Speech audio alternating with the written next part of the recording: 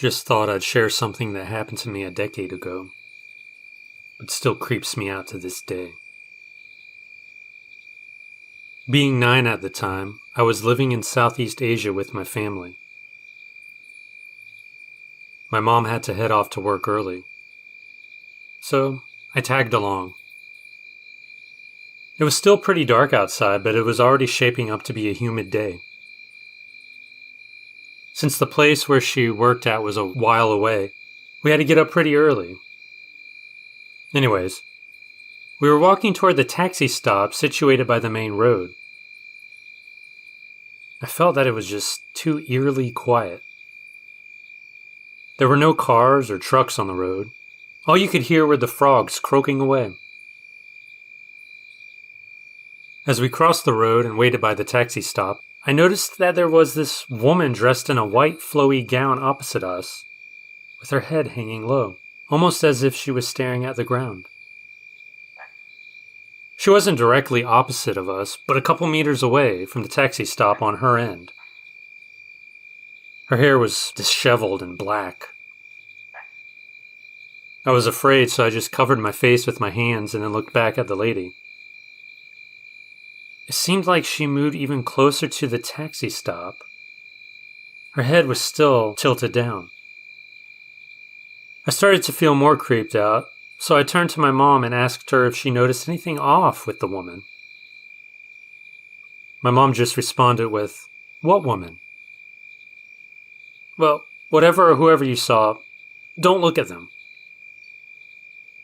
I found this very unsettling.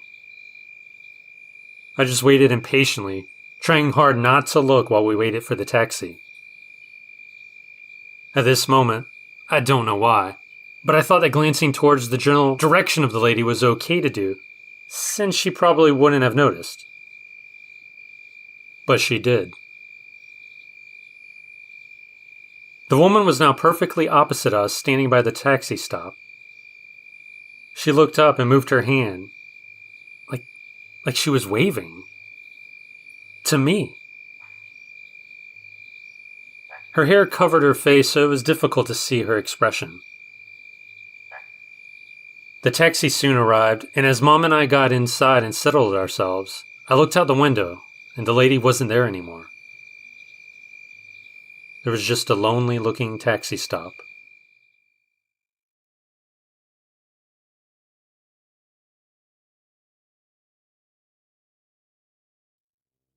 I lived this story with my grandmother and her dog. Most of my father's family lives in the north of the country, to be more exact, in Santiago del Estero. The thing is that they have many animals: horses, pigs, cows, goats, every farm animal you can think of. One summer night, with only the moonlight to help us, my grandmother asked me to help her look for a goat that had escaped. It was a little baby goat, completely black. Now this seemed strange to me because I knew most of the goats, and that one was not familiar to me. I didn't care though. I just wanted to finish and go to sleep. We soon spotted the little goat. The strange thing is that every time we got closer to it, the goat was farther and farther away. Suddenly, we began to hear music. It came from those smaller mountains. My grandmother stopped and said, "Let's go back, Juan. That goat is not ours. It's the devil who wants to take us." The legends of this area speak about the Salamancas. La Salamanca is a legendary place that appears in numerous Latin American legends. This place is where witches and demons celebrate their covens. Legend says that in order to enter, you must undress and spit on a religious figure. Then you must live your worst fears. And then maybe the devil will grant you a wish.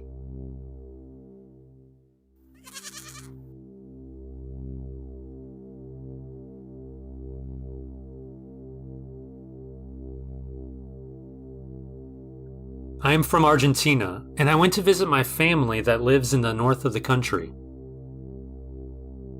I had to sleep in a room alone, in a separate guest room from the house, without air conditioning, with the windows open, and a fan that blew to the core of my soul. That was enough for the hellish nights in January. One night, I was sleeping like a baby when I woke up to the smell of bad tobacco. The smell was suffocating. Even with the fan running full blast, it was unbearable.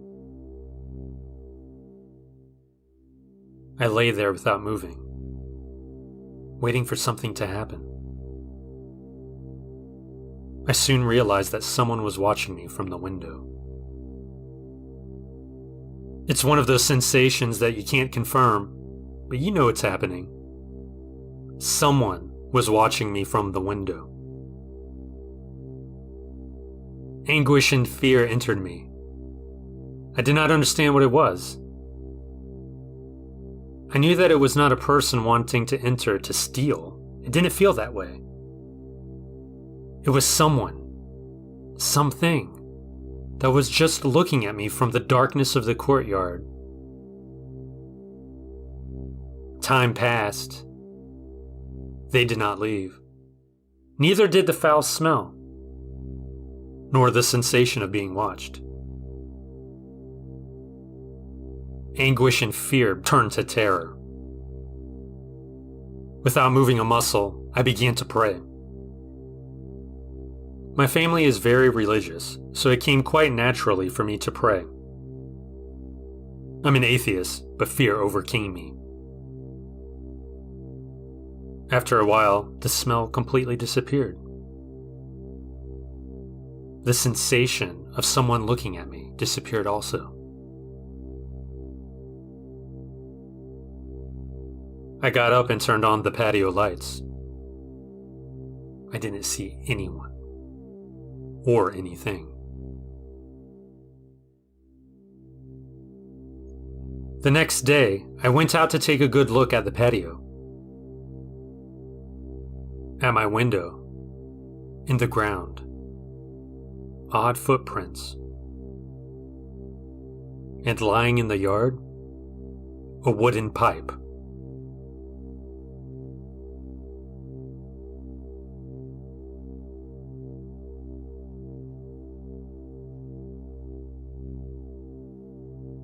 When I was about 8 or 9, my parents had put in with a piano teacher. No, we were not rich. Her name was Miss Vicky. I don't know how long I was training with her, but at one point I was to perform a recital which took place at a local church. This all occurred in a very small town in Texas. It was a beautiful Mayberry type town. Everyone was friendly and knew you, that sort of thing. This recital took place at a church. This place was packed full of people, all wanting to see their children perform. Some children sang, played instruments, or both. I was on the side of the stage, in a little room with many other kids. All of us were dressed like we were in a church service. I was nervous. I didn't know anybody. Standing in line, I would watch the other kids perform and bow. The line grew shorter. It got closer to my turn. I was about 4 kids away when I began wondering what we were supposed to do after we performed. Like, where do we go? I started watching what the other kids did. I watched several of the kids bow to the audience and walk to the other side of the stage to enter a door in the back. I know for a fact I saw at least 3 people do that. My turn comes. With butterflies in my stomach, I walked on stage, sat in front of the piano, and performed the most basic ode to joy you ever heard. When I was done, I faced the audience as they applauded. I then walked to the other side of the stage, where I saw the other kids go, and I opened the door and saw something I did not expect. Over the years, I wonder if I stepped through to another dimension or saw something I wasn't supposed to see. Regardless of the reason, what I saw was not normal. Standing in this small room, no larger than an average bedroom, with no other way out, stood an elephant. Or at least, I think it was an elephant. It was covered in colorful streamers. It was huge, and there was no way it could have gotten in there, or out, without a wall to have been broken down. That's not all I saw, though. There were two kids. One on the right, standing on the floor, and one to the left of the elephant. That one was up higher, like he was standing on a ladder. I can't quite describe what the kids were wearing, but it was odd. The closest thing I can come up with is that they looked like the elves in Disney's The Santa Claus. But even that's not right. Both of these kids looked at me bewildered. They didn't seem angry or upset, but were just as shocked to see me as I was them. That was when I realized that none of the kids I saw go into this room were there. I closed the door and was faced with the laughing audience of my unintentional comedy. Afterwards, I told my parents what I saw, but they seemed to brush it off as a wild imagination. Years later, when I was in my mid-20s, when DVD was the thing but we had all of our home videos on VHS, my mother found the recital video. We watched it. I kept looking at the door. Even after all these years later, I knew what was behind it, and how no one believed me. When I saw myself perform, I cringed at my hair and clothes. I watched myself go to that door, open it, and almost immediately close it. I turned around and my face showed confusion and shock. It seemed I looked into that room a lot longer than a couple of seconds, but maybe time stood still or something. I don't know. I could hear my parents laughing behind the camera. The weirdest thing about that video, though, I saw none of the kids walk into the room like I had. I was in shock. There was no other reason for me to go through that door. None.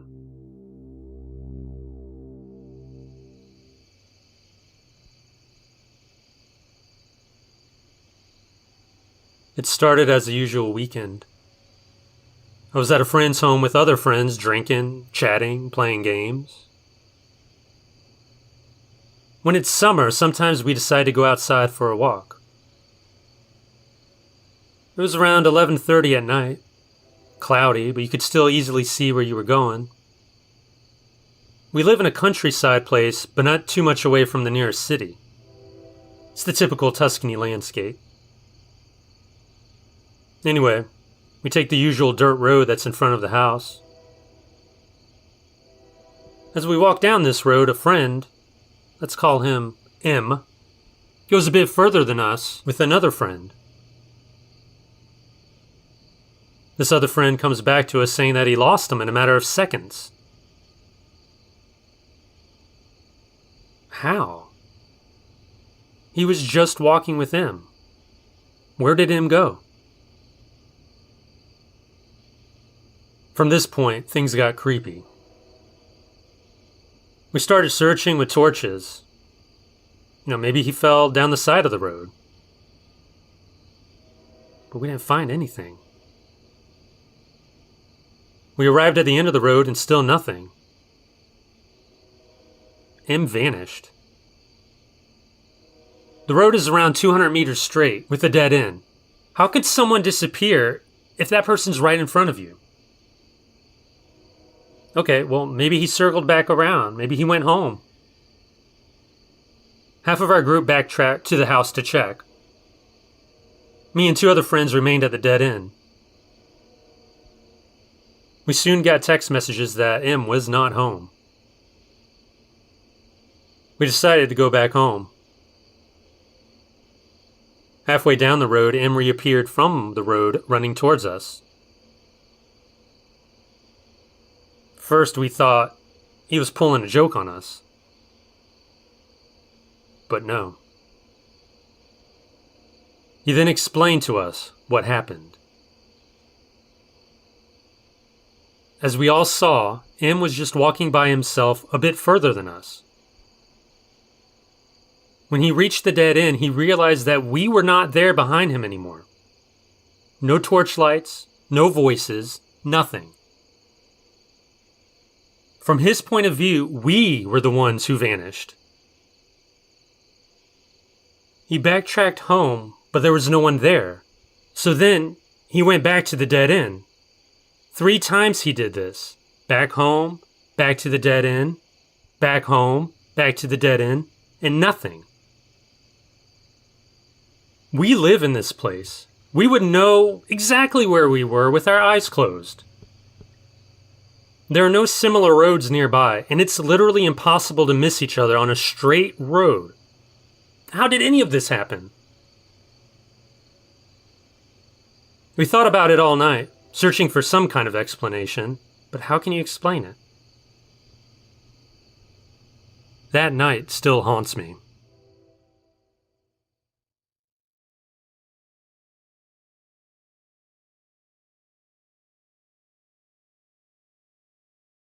I was out in the country at some party some acquaintances were having. I was with my friends. We were only there for a couple of hours. The party was really out in the country, probably about 30 minutes to an hour away from any small town.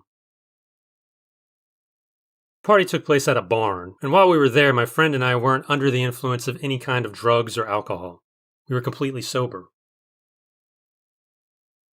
The group I was with decided to leave the party since it was late. One of our friends was already really drunk, so we thought it best if we went home. As we walked out of the barn, there was a row of cars parked belonging to the partygoers that was in front of this long stretch of flat plains. The high row of fields was about 6 feet tall to the right of the flat ground. We were about to leave the party when the girl we were with, who was really drunk, had to grab some clothes and belongings from another friend's car. My sober friend and I stood there waiting for her to get her stuff, which was taking a while since she was so drunk. As another friend struggled to help her, my friend and I continued to stand there when all of a sudden, I saw this orb of energy appear practically out of thin air in the middle of this flat plain field in front of the cars. The orb was orange, and the energy looked like some type of plasma just floating in midair. The orb suddenly morphed into a human-like silhouette, about 6 feet tall with a head. It was also orange, and the energy was flowing inside the silhouette like it was circulating and moving around. I looked away from it in shock. A second later, my friend asked, "You're seeing this, right?" I said yes, and we looked back at it. At this point, the mysterious energy started to flow to the right, towards the taller row of corn. The ghost-like entity took about 30 seconds to reach the taller field, and as soon as it reached that part, it condensed into itself into a small ball and resumed moving into the tall grass out of sight. My friend and I were at a loss of words. We just kept repeating what we just saw. Our intoxicated friends were still rummaging through their friend's car for the belongings. There were about 15 people outside when this happened, all drunk, not paying attention to what just happened. Moments later, a kid approached me who I knew but never talked to in my life. He struck up small talk with me, but the conversation ended pretty quickly. Nothing too important. This may be related to what we just saw, but about 3 months later, the kid who approached me died of an accidental gunshot wound. I thought this wasn't only tragic, but oddly coincidental. After the kid walked away, our 2 other friends finally got their stuff and were ready to leave. As we got into our car, one of my friends opened her door to puke more. We were stuck there for a few more minutes. My sober friend was in the driver's seat and I was in the passenger seat. We were still stunned by what we witnessed. Out of nowhere, there were these huge bright headlights turned on about a foot from our car. They illuminated what looked like to be a giant monster truck-sized pickup truck directly facing our car. It was elevated high off the ground due to its large size. We looked up the driver's side of the pickup, puzzled. Puzzled because we didn't see anybody driving the truck. Meanwhile, our 2 drunk friends were outside of the car puking, not looking at this unoccupied vehicle. My friend and I stared onward at the truck as it started reversing straight back into the plain field. It continued backing up until it drove out of sight. After the truck disappeared, my friend and I looked at each other again and just couldn't believe it. We just kept asking, "What was that?" for a minute until our 2 friends got back in the car.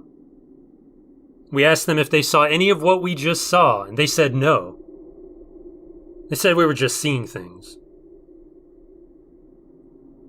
To this day, my friend and I cannot explain what happened that night. Nobody at the party reported seeing anything strange. Was the orb-turned-humanoid figure some type of ghost or interdimensional being? Was the giant truck appearing out of thin air some type of ghost vehicle? Or was the whole ordeal some kind of shared hallucination my friend and I both experienced while completely sober? Could it be that the other partygoers were having fun at our expense when it was some type of holographic projection they displayed? I'm not sure if it could be that. Also, the kid who passed away 3 months later coming to talk to me immediately after seeing the field ghost seemed almost too coincidental.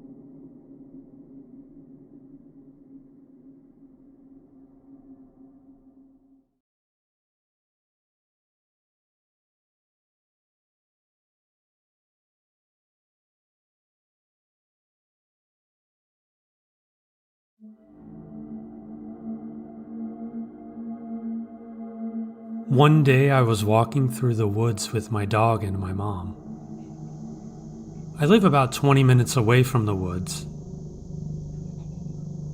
We wanted to go home, but my mom was old and couldn't walk home, so she took the car instead. I continued to walk home for about 15 minutes.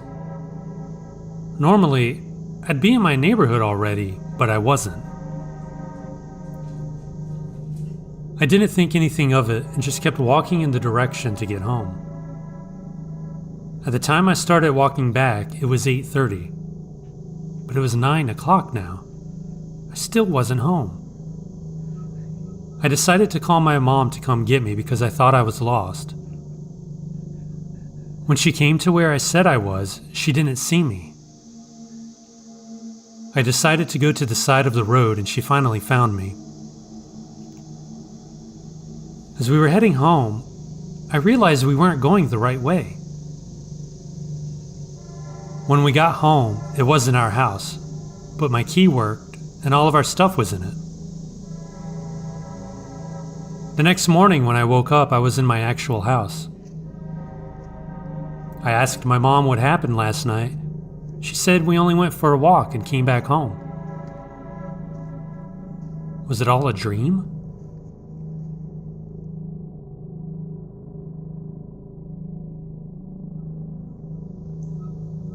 I have insomnia.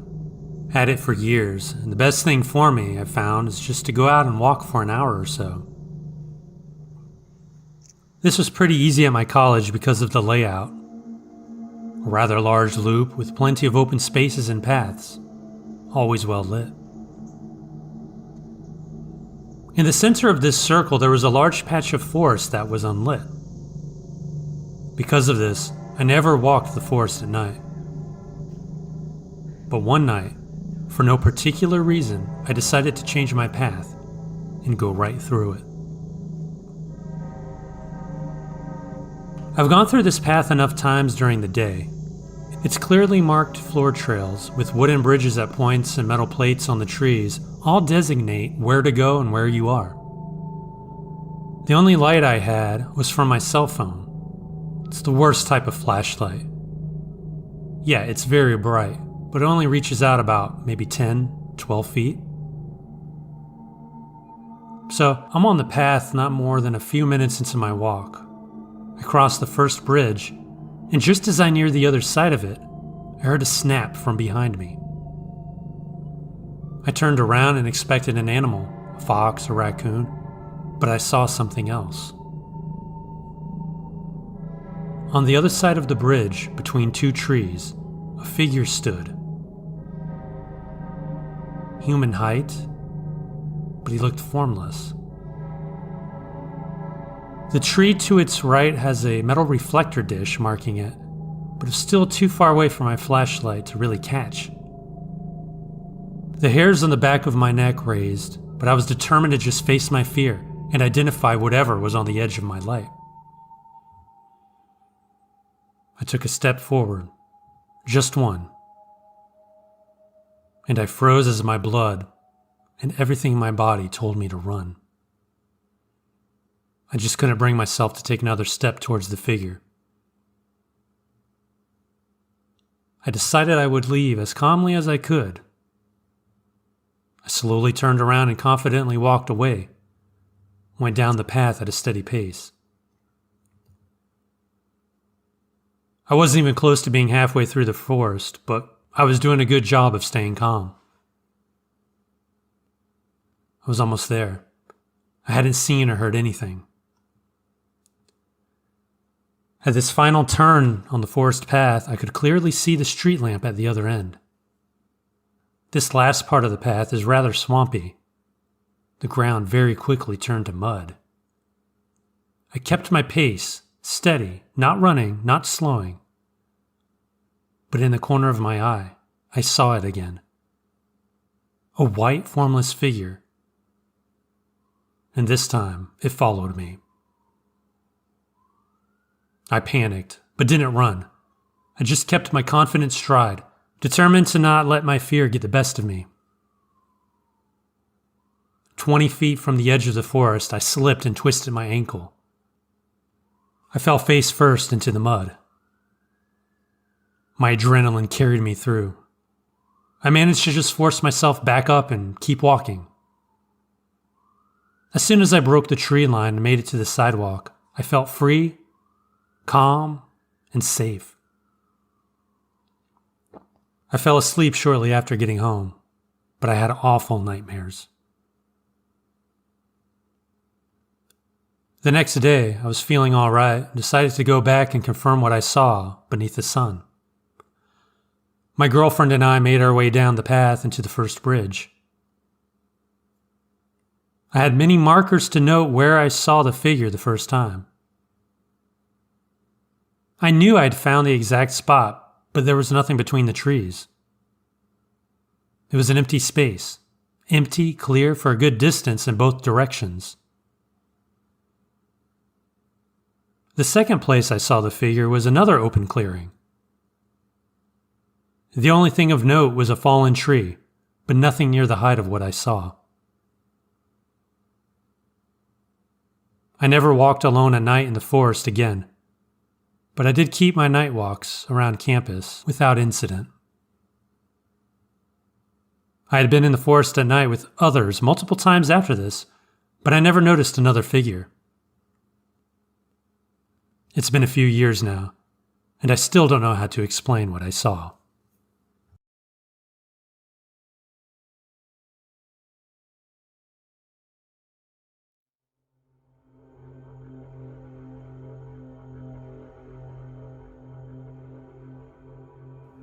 Around 2013, at around dusk on a late summer day, My mom and I were walking our dogs in our neighborhood. As we turned the corner onto a street leading to a four-way intersection, I noticed a figure walking down the middle of the intersection. As we approached each other, I immediately felt a sense of dread and anxiety. The person was a teenage girl. She wore a tie-dyed shirt and short shorts. She was bawling as she walked down the middle of the road. I was perplexed at the time, but now I know it very well could have been a person who needed help. My mom looked in the direction I looked, but she didn't seem to see or acknowledge the girl. The night also seemed to darken suddenly for about 10 seconds. As the girl walked in between me and my mother, as she got closer, I noticed a tissue in one hand and a piece of paper with writing in the other. There was a large amount of blood on her shirt and the tissue, and she was covered in either sweat or water. She did not acknowledge either of us. When I looked back, about 10 seconds after crossing the intersection, the night had returned to dusk, and there was no sign of her. My mom does not recall the event, but she recalls me being especially quiet and going to bed early that night.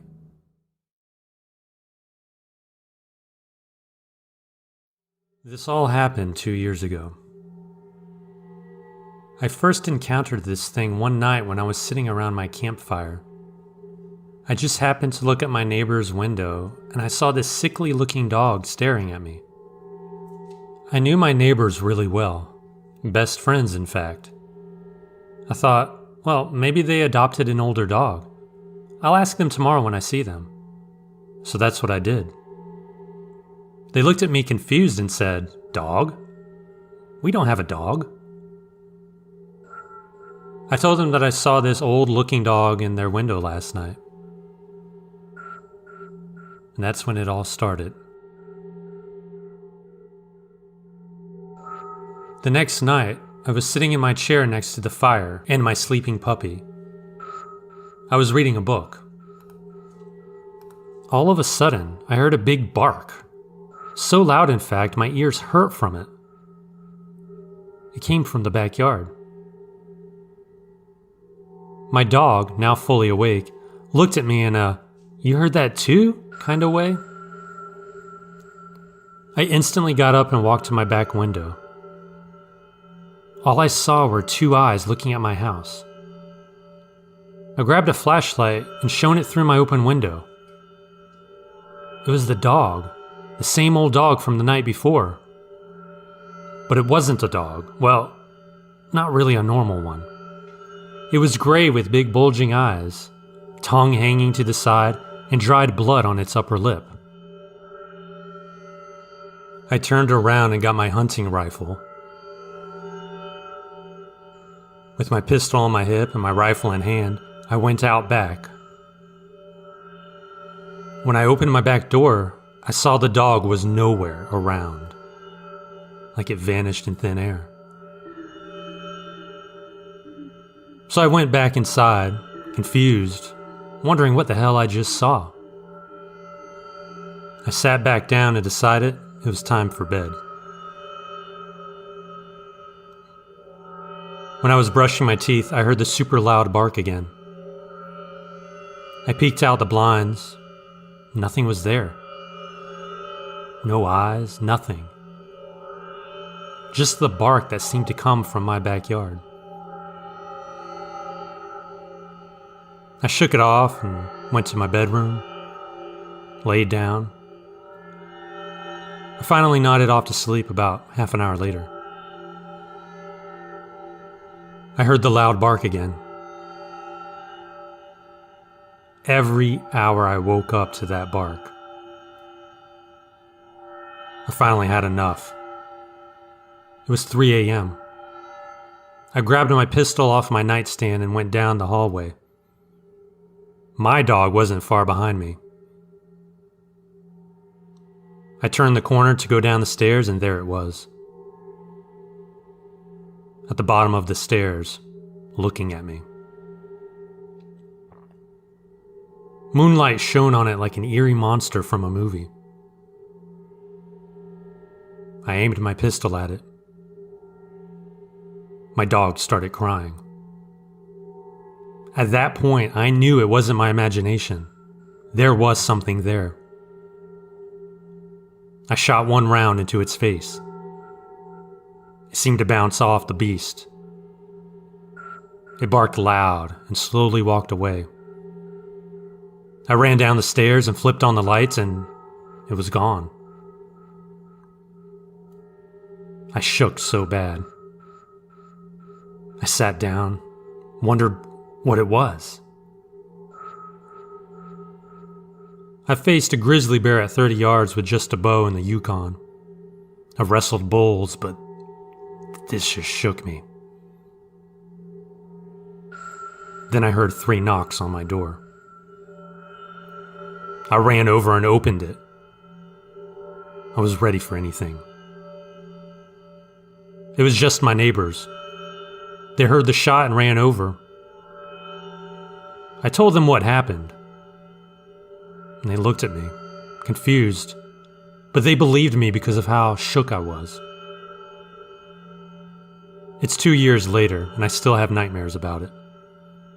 But I haven't seen it since. I eventually moved away from the area. What was that thing?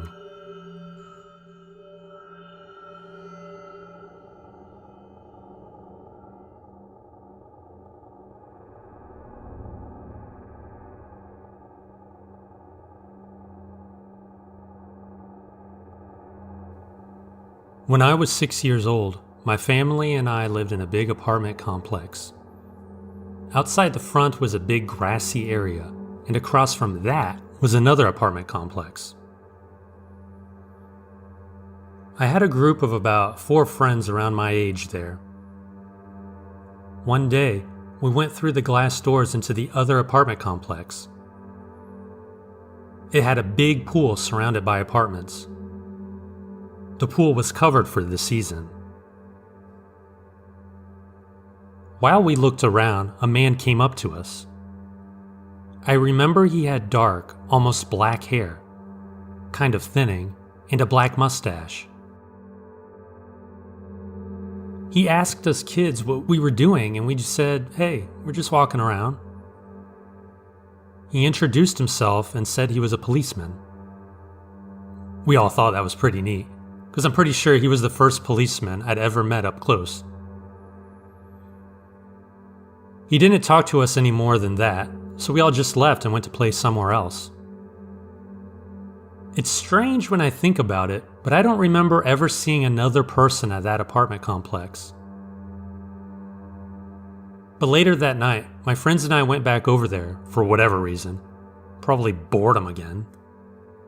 We walked in through the glass doors and up to the covered pool when the same man came over to us. He asked us, "What are you doing over here at night? You kids should be home." I don't remember what we said in response, or if we even had time to respond. What the man said to us next changed my worldview for the next decade or so. He yelled, "Get out of here. I'm the boogeyman." Of course, I had been told all my life that there was no such thing as the boogeyman. Plus, I felt safe with this man. He said he was a policeman, and policemen, they're the good guys, right? So I spoke up and said, "No, you're not. You told us you were a policeman." He was clearly angry or crazy, and he obviously wanted to scare us. So I think the fact that we hesitated aggravated him. So he replied, "During the day I'm a policeman, but at night, I'm the boogeyman." And as he said it, to prove that he meant it, he picked up one of my friends and threw him on the covered pool. That was enough to convince us. We all ran out the doors into our apartments as fast as our little legs would go. We were too young to even consider going back to help our friend, who I saw struggle to get out of the pool. We didn't know until the next day if he had escaped the boogeyman. But every one of us kids told our parents that the boogeyman was indeed real, and we had met him. In fact, I told a lot of people over the next several years that the boogeyman was real. I used the fact that he had picked up my friend and thrown him as proof. For the rest of my childhood, I actually believed the boogeyman wasn't an actual human, but a monster in human form. That man became a legend in my mind. I remember him to this day, 50 years later.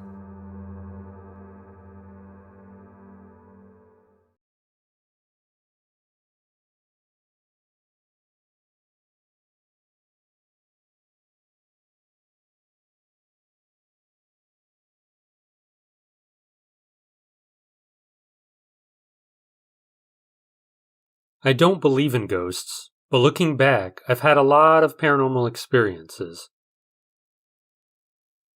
The first experience. When I was young, around 4 or 5, I was in my grandma's house and she had a computer set up under her stairs.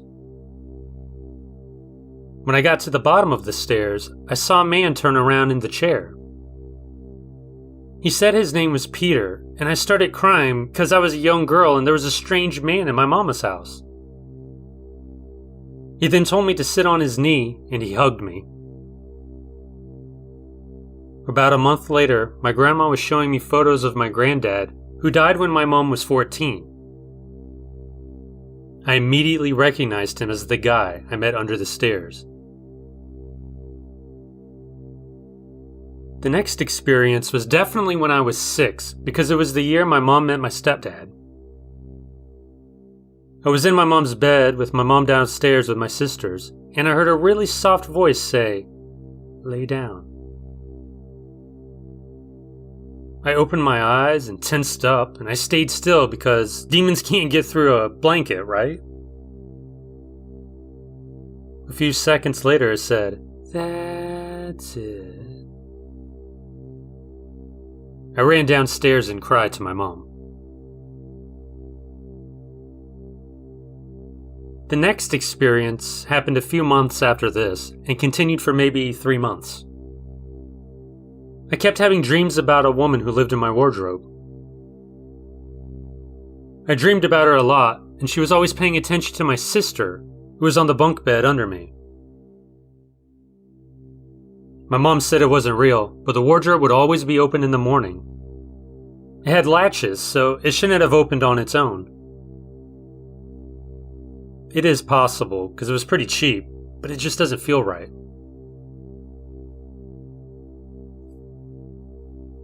When I turned 7, my mom and my stepdad went on a holiday together for the weekend. I was being babysat by my oldest sister and her husband. My niece had just been born. It was about midnight when I was woken by my sister and her friends downstairs. Like any child, I immediately went on my iPad and started playing a video game. I started hearing my mom's voice from the corner of the room. She talked for about 30 minutes before it started getting closer. I ran downstairs to my sister and her friends. The next experience, my second oldest sister was living away for mental health reasons. My mom and stepdad moved into a new house, and for about 2 years I would talk to her when she wasn't there. 3 months after I started doing this as a coping mechanism, I started hearing her talk back from under my bed. It stopped when I threw out one of my dolls. Another experience. I was a lot older, maybe 12. I was looking after my niece while my sister was asleep upstairs with her new son. I was watching TV with her and she started talking to the chimney. Of course I thought she made an imaginary friend. It's really cute. I asked who she was talking to. She said a name along the lines of Rupert or something, but I didn't hear right. I asked her again. She looked worriedly at the chimney, then at me, and said nobody's there. Of course, I didn't believe this, so I asked her if she was sure. She told me, "He'll talk to you later." That just terrified me.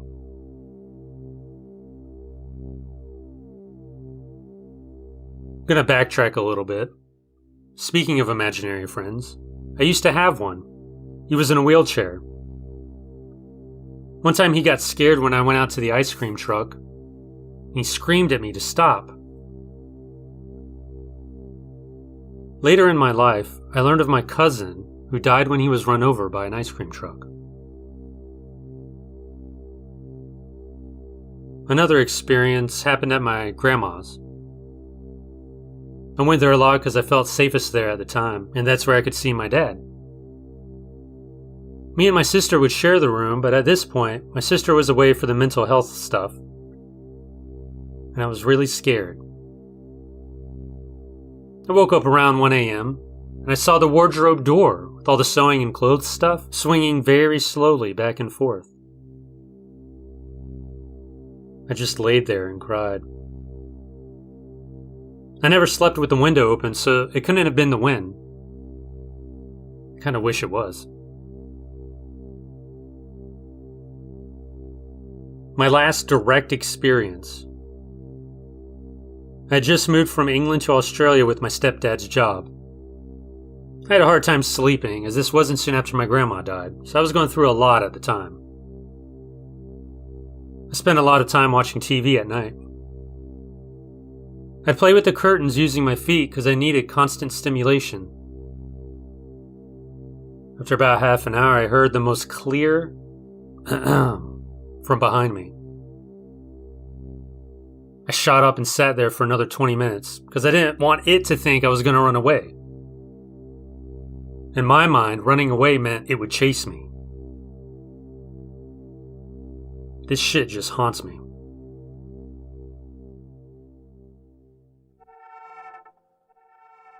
This incident happened at our old house. I believe that there are two contributing factors to our house back then being haunted. It was the only house on the left side of a hill that had a Catholic school for boys nearby, and a lone grave of the owner of the land on the lower part of the hill. The school has its own history of being haunted. It was built by the British in the olden days. It has also been said that the toilet area is haunted by a headless man who was probably murdered there. The sounds of a basketball bouncing in the middle of the night can also be heard. There's also been stories of the priest abusing the boys living in the hostel, making them scrub the dirty toilets and denying them food. My experience happened there when I was pretty young. The ground floor was still being constructed. At the time, my cousins were also staying with us, so the bedrooms were all occupied. Problem with that was the late delivery of the door, which meant that me, my mother, and brother would have to sleep in the room that had no door. It was partially covered by a tin while the upper part was left exposed. The thought of having to sleep that way made us feel very uncomfortable, especially my mother. But since we had no choice, we did it anyway. We turned off the lights as soon as possible so as to avoid any possible intruders from noticing that they could get in the house. Throughout the night, nothing happened. But early in the morning, around 4:30 a.m., I woke up. I was just looking at the sky that was returning to its normal shade of blue when I suddenly saw a huge man of about 6 feet looking at me from the exposed part of the doorway. He had an unkempt beard. His skin looked muddy, and he had long knotted hair. He also had a machete in his hand. I wanted to scream, but I couldn't. I just lay there until he broke his gaze away and started walking, till I heard him jump over the wall. As soon as I was able to move again, I tried to wake up my mom and tell her about it, which I did, but she obviously did not believe me. I still have questions. Why was he there? Was it a human or something else?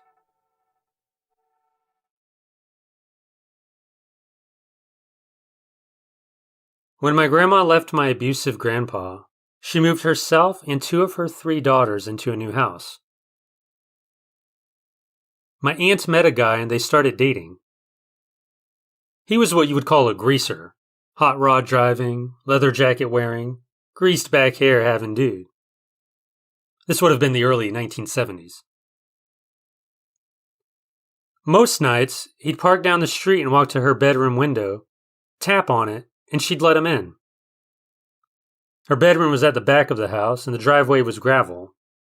I went past my mom's bedroom. My mom told me every time he did it, she'd hear his boots crunching in the gravel as he walked by. They would do whatever they did, and he'd climb back out the window and leave. Somehow, my aunt eventually met who would become my uncle, and she broke things off with the guy. He didn't take it well. One night, he stopped by and tapped on the window. My aunt let him in, and they talked for over an hour. Then he left. The phone rang in the living room, and she went out to answer it. Her friend was on the other end, sobbing. She told my aunt that the guy had killed himself. He drove around in his hot rod with a buddy, drinking liquor, shooting mailboxes. Then they pulled into a convenience store parking lot, and he shot himself in the face, killing himself. My aunt said that was impossible. He just left her house. She then looked up and saw the guy standing outside staring at her through the living room window with blood all over his face. My aunt screamed, waking everyone in the house. The guy disappeared. My aunt told them that night what had gone on, and that was the only time she ever spoke about it. I've asked her a couple times to tell me, she wouldn't. Grandma and Mom eventually told me about it years later. From then on, my mom would hear his boots crunching in the gravel every night. My aunt would hear him tap on the window. It got so bad for my aunt that she begged my mom to switch rooms. They did, and my mom heard the tapping on the window. My grandma told me they'd always find his brand of cigarette butts in the ashtrays. Back in 2008, I happened to deliver pizza to that house. I asked the woman if anything strange went on there, and she froze. She said the back room window got tapped on all the time, as well as knocking on the side door. Even though the driveway was paved, she heard what sounded like boots on it all the time. One of my first memories from my childhood is a weird one, but I recall the events of one night in particular as if it were yesterday. I was fairly young, about 3 or 4 years old. I had an older brother who was 4 years older than me, and we lived with our parents. One night, I woke up with a horrible stomach ache. I climbed out of my crib. I remember vomiting a handful of times before I made it to the hallway. Once I reached the hallway, I could hear a voice that sounded like it was coming from my brother's room. It kept calling out, "Mama," over and over. I stepped into my brother's room and he was sound asleep. I stepped back into the hallway and felt that the origin of the voice was right where I was standing in the hallway. My attention was brought back to my stomach ache, so I turned back towards my parents' bedroom for my first ever rendition of a childhood classic. "Mom? Dad? I threw up." My mom takes the lead this time and takes me to the bathroom, which is directly across from my brother's room. I asked my mom, "Do you hear that voice?" "What voice?" "You're just tired. Let's get back to bed." And that was that. I heard it continuing throughout the night until I eventually dozed off back to sleep. The next morning I woke up to a plumber trying to fix a leak in the ceiling of our hallway between my brother's room and the bathroom, right where I heard the voice. I remember it being an issue because the plumber couldn't seem to find the source of the leak and left with a sort of not sure what to do vibe about his exit. Mama, Mama. I remember that voice. I always will. I'm 33 now, and I'm married with 2 kids of my own. My oldest is in the middle of sleep training and just woke up from a nightmare. He's been calling out for his mama. I remember that voice.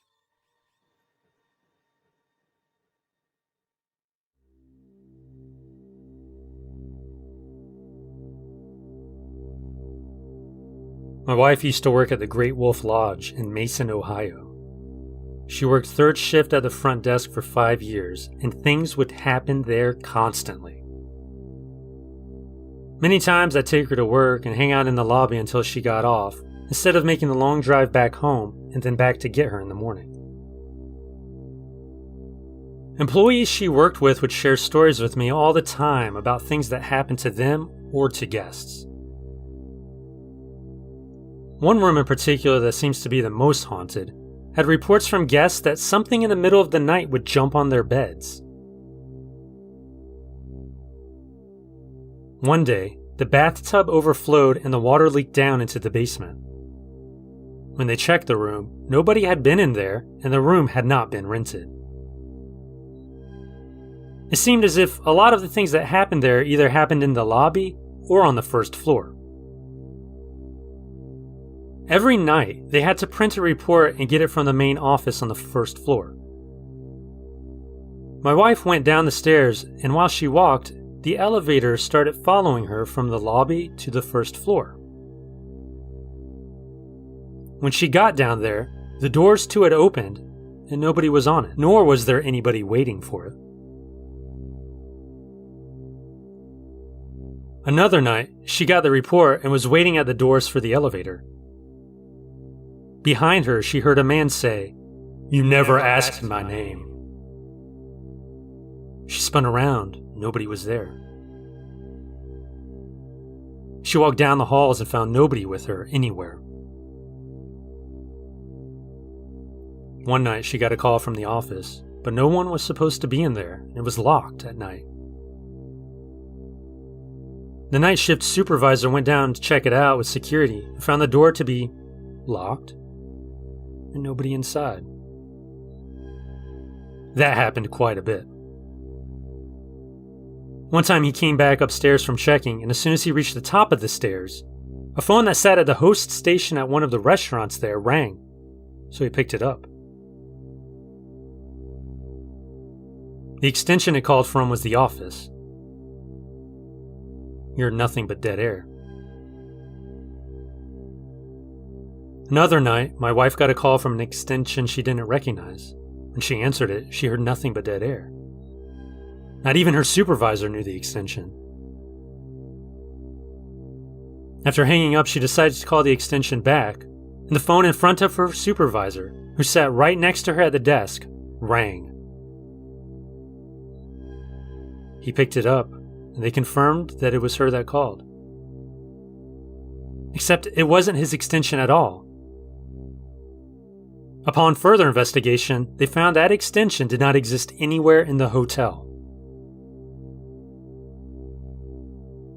One night I had to use the bathroom, so I walked down the hall off the lobby. As I got to it, I looked up and saw someone walking in ahead of me. All I saw was their leg from about the knee down. It appeared to be a white guy, red shorts, white socks, red shoes. I was only a few feet away, yet nobody had been in front of me at all in the hall. When I went into the bathroom, I didn't see him. I looked in each stall. I was alone. There was absolutely nowhere for him to go. Another night, sometime around Halloween, they had the lobby all decorated and there was a DJ booth. Right around 4:45 in the morning, it began playing a song really loud and scared the hell out of us all. The supervisor went to shut it off, and after he did, he informed us that it had been off when he came in. It'd been off the whole time I was there, too. This place is right next to Kings Island, which is also supposed to be haunted. Ghost hunters did a show from there once and found nothing. I'm not sure why they never bothered going to the lodge next door to hunt. They'd probably turn up all kinds of things, because stuff happens regularly there. Maybe the company doesn't want that kind of publicity. I guess I ruined that. Should you ever happen to go to do some hunting, things seem to happen mostly between 3 and 5 in the morning. Good luck.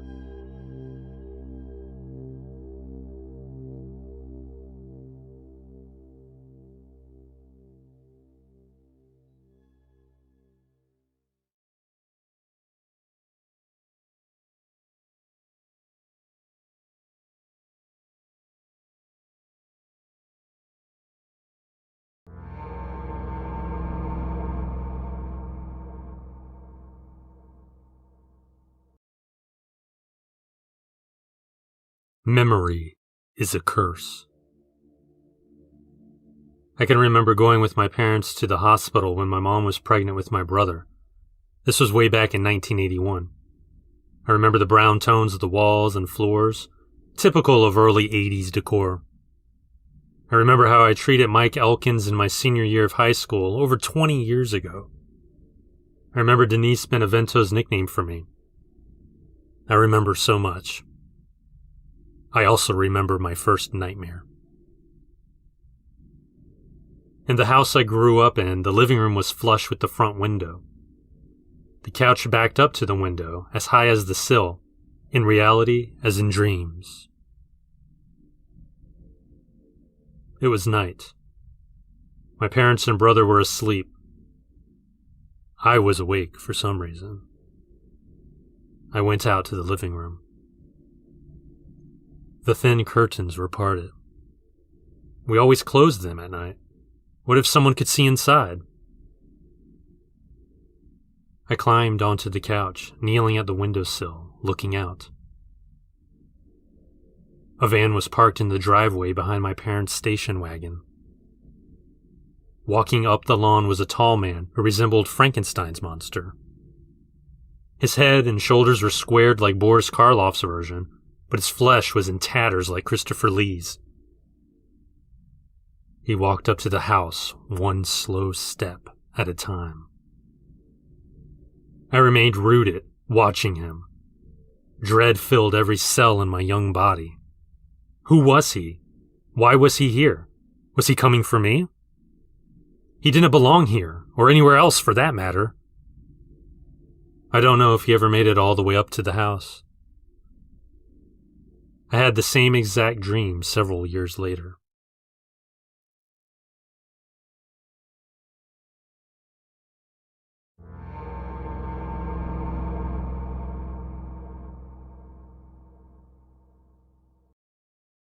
I had another dream.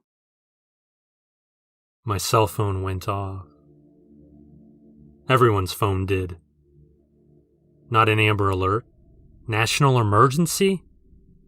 The text didn't give any specifics, so we were all left guessing. Chances were a nuclear strike. Probably from North Korea or Russia. My money was on North Korea. Fear ran from my bottomed-out stomach up the back of my head. What do I do? No time. A shift in scene like dreams often do. on a ship or underwater base. Me and a few other people, their number and gender lost to the dream, stood around a pool of water fed by the ocean. It was the area within the vessel where submersibles were launched. The water was clear and cold. I stood closest to the water, watching the first creature come into view. Everyone gasped. I couldn't. It looked like an elongated dolphin without the fins, and it was all black. Someone said those monsters were the reasons for the apocalypse. Those monsters? That meant there were more. How did they bring about the end of all things? Were they not confined to the ocean? What exactly were they? Before I could imagine more questions, the ship lurched. I splashed into the water. The dolphin thing ignored me. I wish the floating heads did as well. Whether they were victims or more nightmarish creatures, I don't know, but they were alive. Several heads, intact with ears, eyes, mouths. Short hands ending in even smaller hands grew from each side of their frames. They came from the deep and swam right towards me. The black swimmer ignored them, too. I had to get out of the water. I felt dirty, as if the water defiled me instead of rinsing me clean. The heads caught up to me. I kicked one away, all while trying to climb back up to dry ground. Would these heads eat me or just draw blood, which would attract the stern attention of the long black swimmer? I don't know. But I was back in the ship. The other people there kept their distance from me in the busy water. I felt filthy. Those heads, they did something awful to the water. Water I fell into. Water I got into my eyes, my mouth, my ears. I would never feel clean again.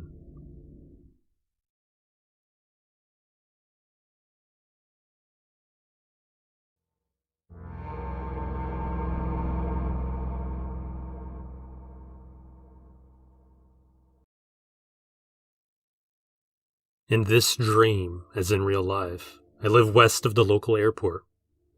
Probably 7 miles away, roughly. I was walking along the western perimeter of the airport, trying to cross a busy road. The crosswalk light turned white in my favor, but traffic kept coming. There was a break, and I barely crossed the road. I tried to call my wife, who was home waiting for me. My phone couldn't get any service. The skies darkened. They looked like a typical South Florida afternoon. Then they came from the black clouds. 5 tornadoes. Touching ground one after another in the span of seconds, these twirling terrors took root as far as I could see. Grounded planes, maybe with passengers on board, were ripped apart like aluminum cans. Hangars were swept away into the air, weightless under the raw power of nature. Each tornado was one thick mother, gray and dirty, a chorus of roaring trains. I had to get home to my wife. I was more concerned with her safety than mine. The western horizon faded to black. I needed to make sure she was all right. The tornado sputtered out, losing fury fairly quickly. I shook off my shock. Home was miles away, but I ran. I doubted I could keep up the pace the whole way. My phone rang. It was my wife. I assured her I was okay and I was running home. She told me to be extremely careful. I asked her how the weather was out there and she said it was raining, but nothing serious. The road I took was a casualty of the twisters. It was all tore up, an avenue of clay and rock. I knew it was once a sturdy asphalt street. I'd driven up and down it my entire life. To see it ravaged so shook me. I came to a stop at a busy intersection. In real life, there was no overpass intersecting at this area. In the dream, there was. Tornadoes touched down once again. I don't know how many there were, but one ran over the bridge I was hunkered under. I don't know if I ever made it home.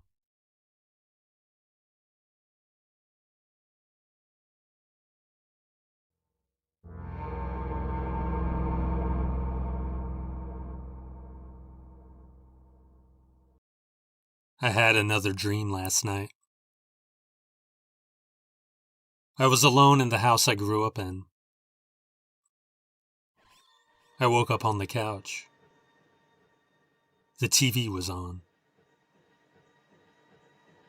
Above and on both sides of the entertainment center were 3 old tin signs my dad put on the wall.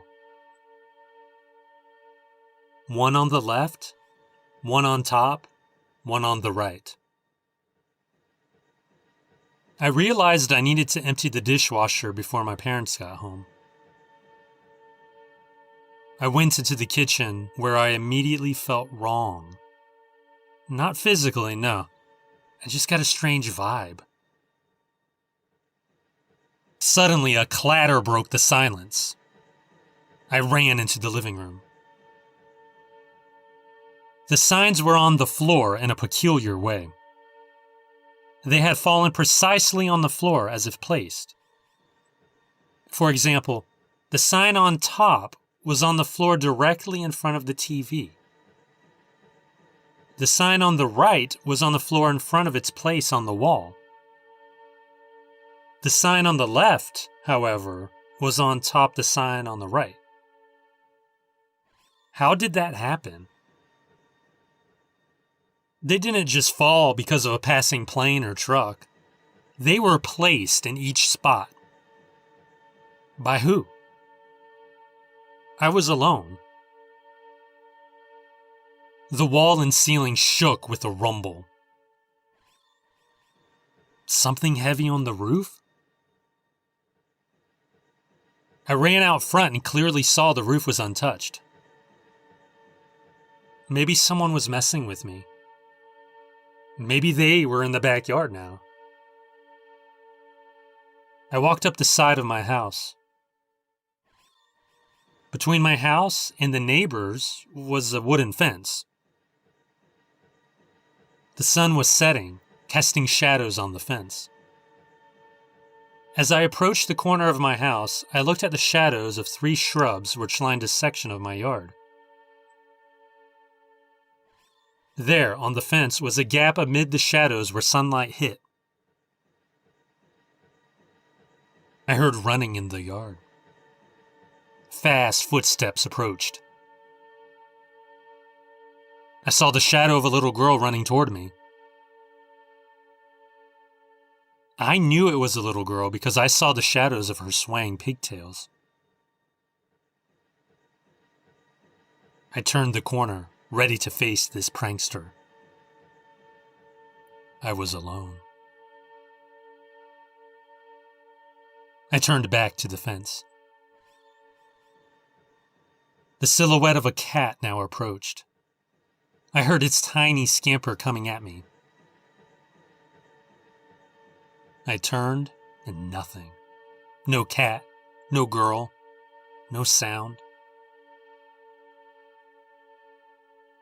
I surveyed the yard, making my way to the back door.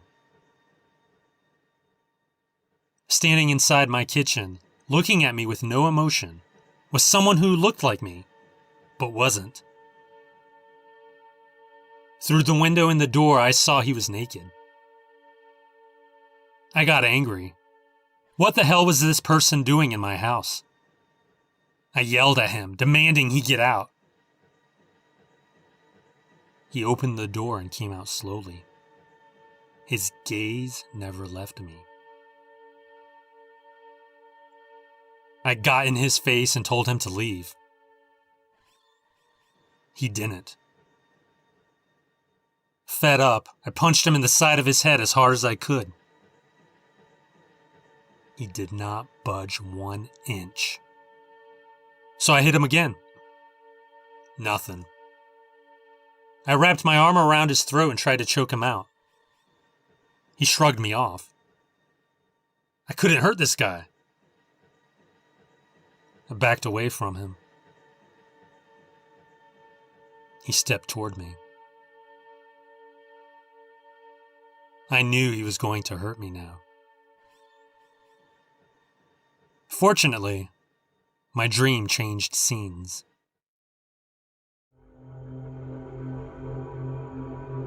I tend to have vivid dreams, so it wasn't so out of the ordinary I had this one.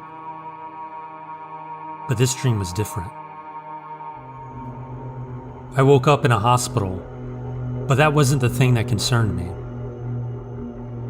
I didn't wake up in a bed or on the floor. I woke up standing straight up in a hallway, like I was mid-stride.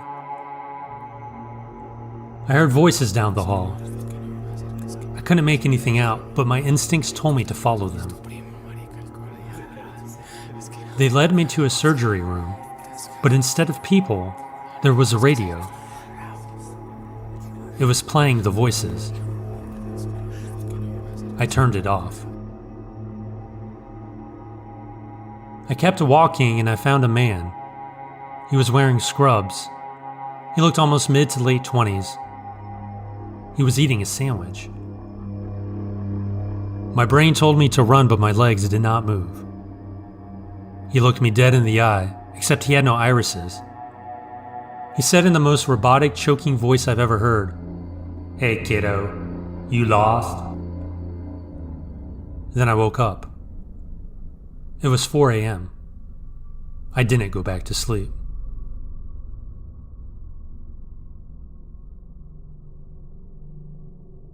I frequently had this nightmare where I would be with my dad, and all of a sudden he'd get this look of horror on his face and point behind me. I would turn around expecting something horrible, but there was nothing. Then he would start laughing and give me a hug and tell me he was just kidding. Then moments later, he would do the exact same thing, and I would have the exact same gut-wrenching feeling that something horrible was going to happen. But when I'd turn around, there would be nothing there. This nightmare stopped once I dreamed I was with my dad, and he looked at me with the weirdest smile. I asked him why he was looking at me like that. He turned away from me and then back, smiling an even creepier smile. He had a knife in his hand now. He said his name and stabbed me in my stomach.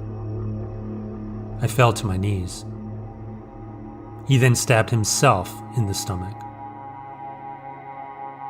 As we died together, he said, "I wanted to be with you forever."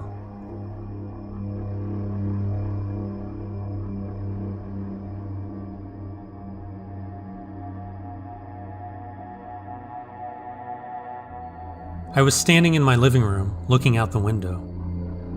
In the distance, I watched a nuclear bomb go off on the horizon. I ran around the house telling my family what happened. A few seconds later, I felt a shock wave go through me, like an ocean wave going through my body. Then another bomb went off, this time a little closer. The blast wave hit us sooner. My skin felt sunburnt. It hurt. I imagined it cracking. I went outside and saw a neighbor and his two sons standing in the street. I walked over to him, panicked and frightened, but oddly calm at the same time, as if I resigned myself to this fate. Another nuclear bomb went off. The mushroom cloud loomed over us. I asked the neighbor when they were going to stop dropping bombs. He said, "When we're all dead." Another shock wave hit us, and I woke up.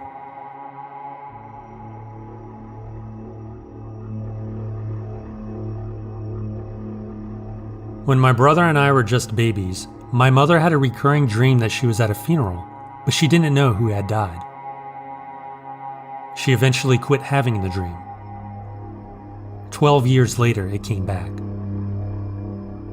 It was my brother who had died, but in the dream, he was still a baby. He died in a car accident about 2 weeks after the dream came back. I started having a weird dream about a week before his death. I dreamed that there was a huge flood. My mother, father, me, and my dog were sitting on top of our family car as it floated down the river. My brother was not there. That was 18 years ago, and I still remember that dream as if I had it last night.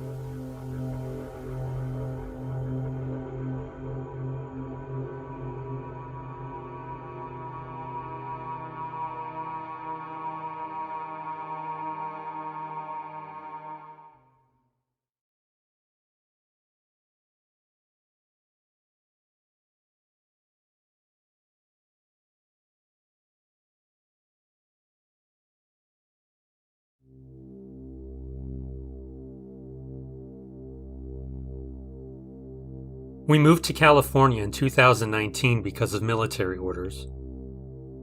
We were living on base housing when this all took place. My husband was due to be gone for a short op in a few days. We were laying in bed with the blinds open, so it wasn't completely dark.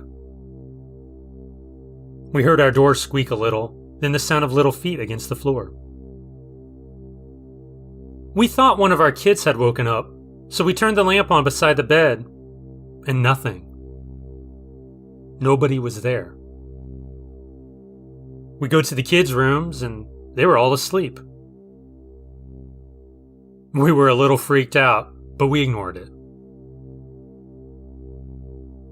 My husband left a few days later for the op, and that's when shit hit the fan. Our first night alone, the kids and I were watching TV when all of a sudden the box of chips flew off the fridge. I told my kids that we probably left it too close to the edge. That night, after I tucked them in, I went to my room to watch Netflix. I got up to get something to drink, and I always check on them to make sure they're covered up. I snuck a peek into my daughter's room, and she's asleep, but her blanket was being moved off of her in an upward motion, like someone was lifting it. I flung her door open, and the blanket dropped. I thought I was going crazy. A few days passed with nothing, but then it started happening again. I was in my room at night, and I started hearing crying. Like deep, sad crying. I rushed into the hallway. Both kids were asleep. I didn't tell anyone because I'm sure I would have sounded certifiable. The next day, my kids were playing in my daughter's room. They came running out screaming, saying there was a girl in the closet. The girl screamed at my daughter to take her pigtails out or she'd cut them off. The little girl also called my daughter a little bitch. That same night, I let the kids sleep on the couch with me because they were so freaked out. I FaceTimed my cousin, and she heard crying in the background. She asked if it was my kids. I said no and showed her they were asleep. The next day we went to the store. We came back home and there was muddy footprints leading to my bathroom and onto the shut toilet seat. They were not from my kids. Later, my son tells me Scary is the name they call the ghost. They said Scary wants her Uncle Sean, and that's why she's there. I freaked out. I called my husband, and people in his unit said they had similar stuff happen in base housing. It's all haunted. So my husband sent the chaplain to our house to bless it. He walked in and said the spirit was strong, and what he just did was going to make it mad. When my husband came home, we instantly looked for a new place. On the day we moved out, we had all of our stuff scattered while we packed. We happened to look over and saw a candle was lit. Neither one of us lit that thing. I'm glad we got out. It was the creepiest situation I've ever experienced.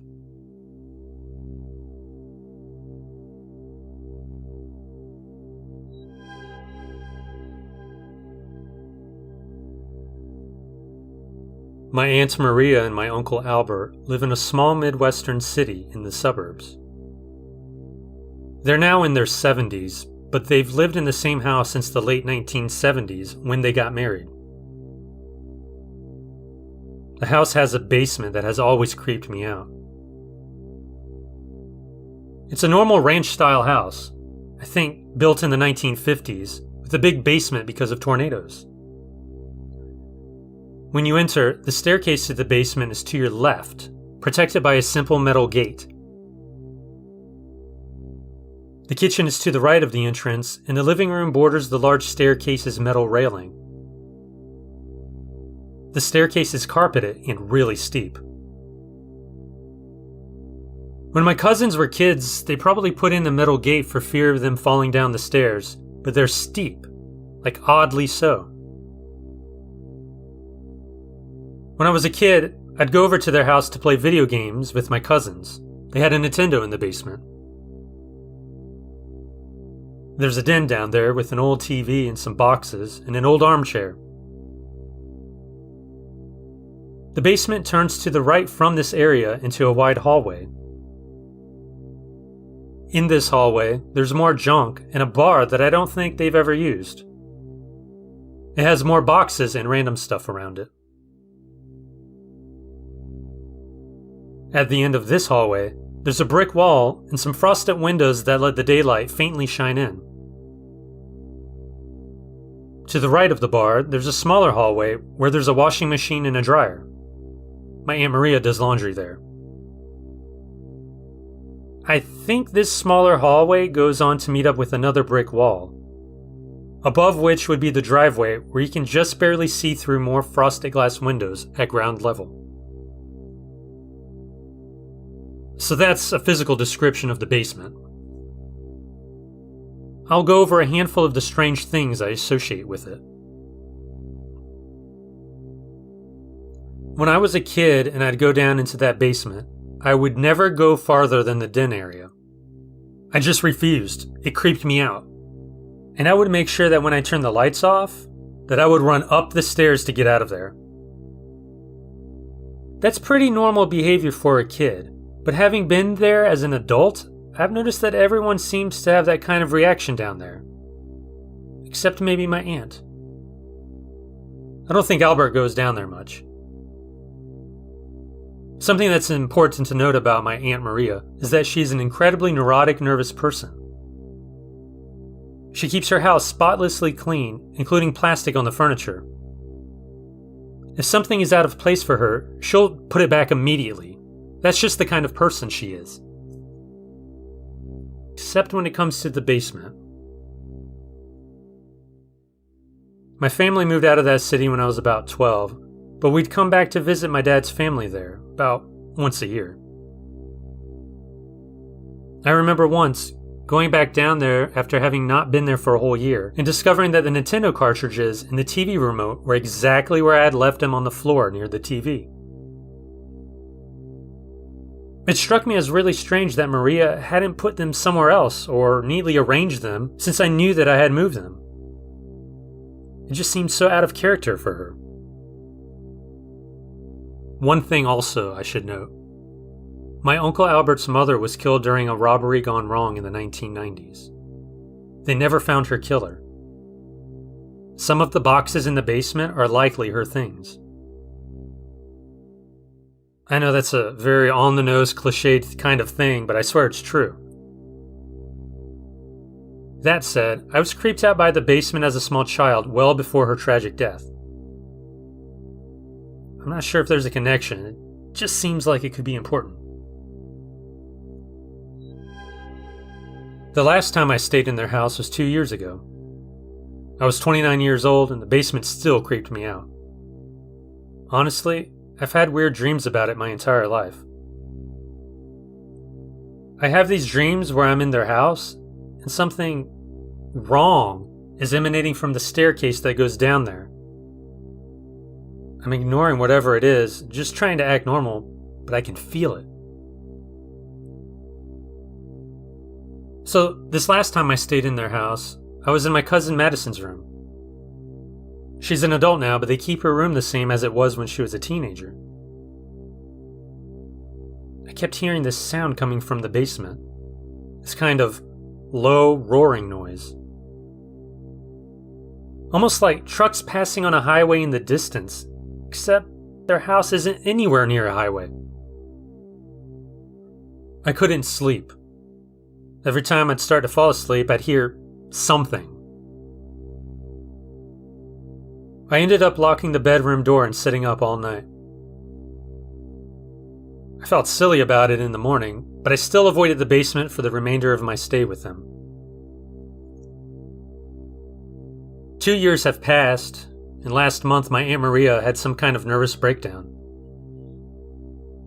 She's currently hospitalized. My cousin said that his mom has been talking weirdly, not making sense. I bit my tongue and didn't ask him if she talked about the basement. I had a feeling he'd either say yes or get mad at me. We've never discussed it being haunted, but I'm sure he knows something is off.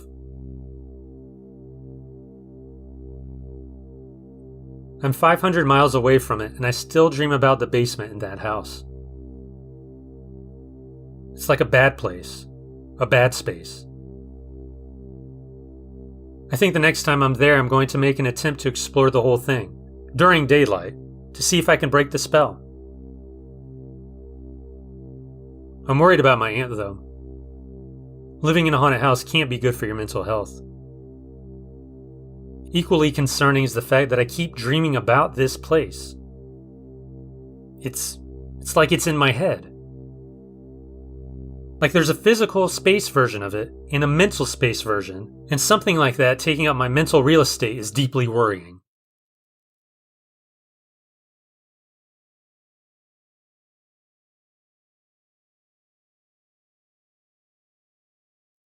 I'm a skeptic, but I'm not so arrogant to believe I have all the answers. There are still things that I can't explain.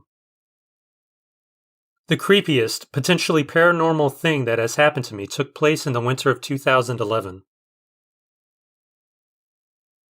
I was in college and had come home for winter break to spend time with family. For some additional context, my aunt and uncle lived around 30 minutes outside of town. They had a daughter, A, who was a few years younger than me, and two significantly younger children, K and T. My aunt and uncle were out of town for the night, so the kids were all alone with their older sister. Around 1:30 a.m., my mom received a pretty frantic phone call from A. She claimed that K had woken up several times, in tears, claiming that a monster scratched her. A had chalked it up to a nightmare the first few times, but the last time she lifted up K's pajamas to find large scratch marks. The family had no pets, and T had been downstairs with A the entire time. So my mom sent my brothers and me to check on the house and my cousins. When we arrived, the three of them were sitting in the living room with the lights on. I checked K's side and found the scratches that A had described. I wouldn't say they were too big to have been caused by K, but there were definitely scratches.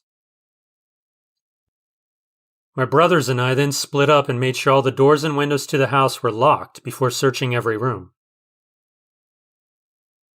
We found nothing out of the ordinary and decided to group everyone up in the living room for the rest of the night. The kids were finally asleep, so we didn't want to move them for a 30-minute car ride in the middle of the night. Just as we settled in, my cell phone rang. We were startled at first, but figured a family member was calling for an update. I pulled out my phone, only to wind up terrified and confused. According to the caller ID, the call had come from the house itself. The thing is, there were two landlines in the house. One was in the living room with us. The other was on the top floor of the house, an attic that had been converted into A's room. Needless to say, we left the house as fast as we could.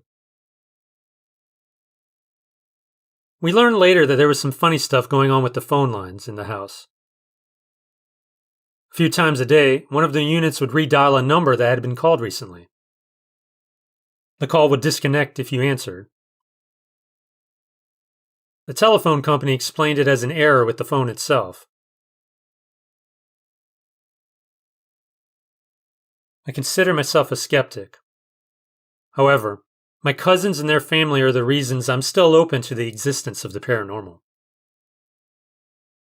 I think my house unhaunted itself.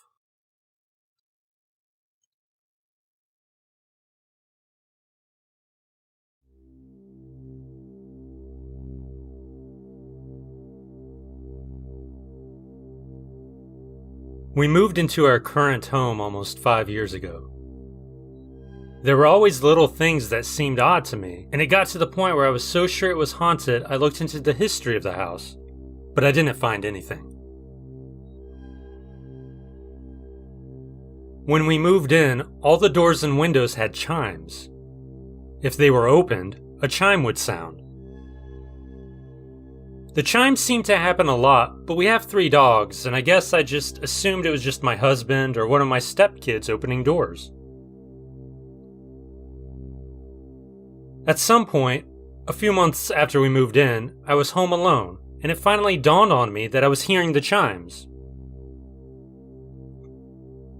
I couldn't figure out which door or window it was coming from. This continued when I was home alone or when my family was around, but no one was causing the chimes. Only I heard it. Eventually, I removed all the devices that caused the chimes because it was scaring me. We live in Florida, and the house is ranch style without an attic or a basement. That said, I kept hearing footsteps upstairs. It wasn't scampering of little rodent feet. If you've ever lived on the first floor of an apartment, you know what it sounds like to have someone walking across the room above you. That's exactly what it sounded like. There is absolutely no way anyone would stand up there, let alone walk. I did have my husband poke his head up there and check, but there wasn't anything, not even rodent droppings. The washer and dryer are in the garage, right next to the garage door. One day, I was cleaning the kitchen and went to throw the kitchen towel in the washer. I always keep my washer open if it's empty. So, I opened the garage door and tossed the towel in. I then decided to just do an entire load of laundry. My closet with the laundry basket is on the same wall as the washer, just on the opposite side. I grab the basket and go back to the garage, and the washer lid is closed. No way did throwing the little dish towel have enough force to knock it closed. Plus, I would have heard it slam because I was right there. Several times, I would start a load of laundry and then go to check if it was done, and the washer lid would be open. The washer would be full of sudsy water, but the lid would be open. My washer would not run or add any water with the lid open. Now, all of these things by themselves aren't too bad, but altogether, especially the footsteps, yeah, all of this had me freaked. I talked to my husband about it many times, but he never heard anything. He just didn't believe me. I told him that this is exactly what happens in every scary movie. No one believes the person experiencing everything until it's too late. About 8 to 10 months after we moved in and I've been telling hubby about the sounds, something finally happens to him. It was late at night. I was sitting on the sofa watching TV. Stepkids were with their mother, and hubby was in his video game room, which was on the back of the house.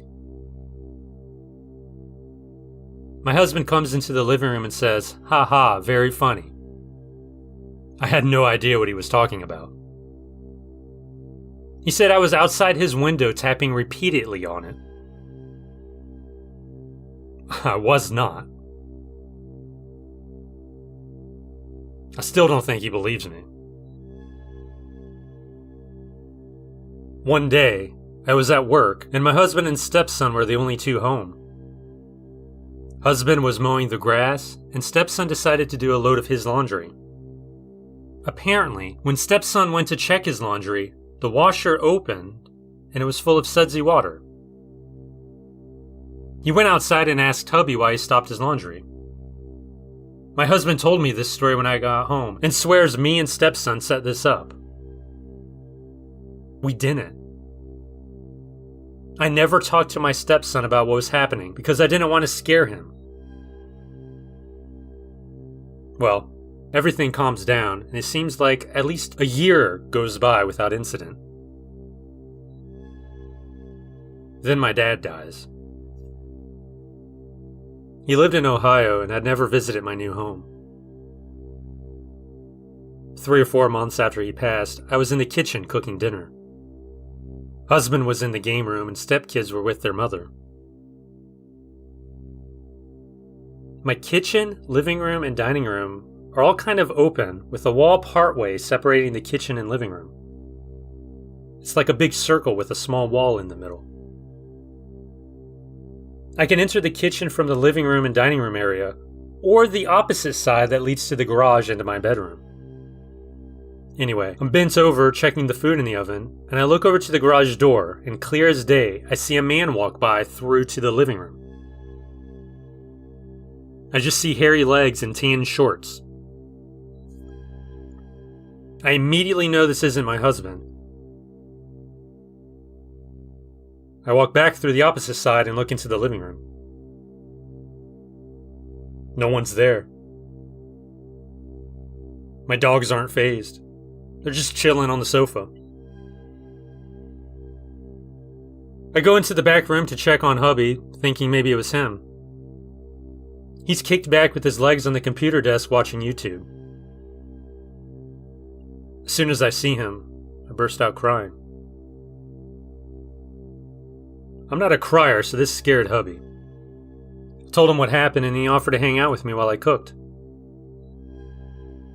I must have really freaked him out because he only leaves that room to eat, sleep, and work. After thinking about it, I feel like those were my dad's legs. He had these tan shorts he wore when I was a kid. He never wore shorts in public, but we lived in a trailer without air conditioning and it got hot a lot. That happened about 2 years ago. Knock on wood, I haven't had any incidents since.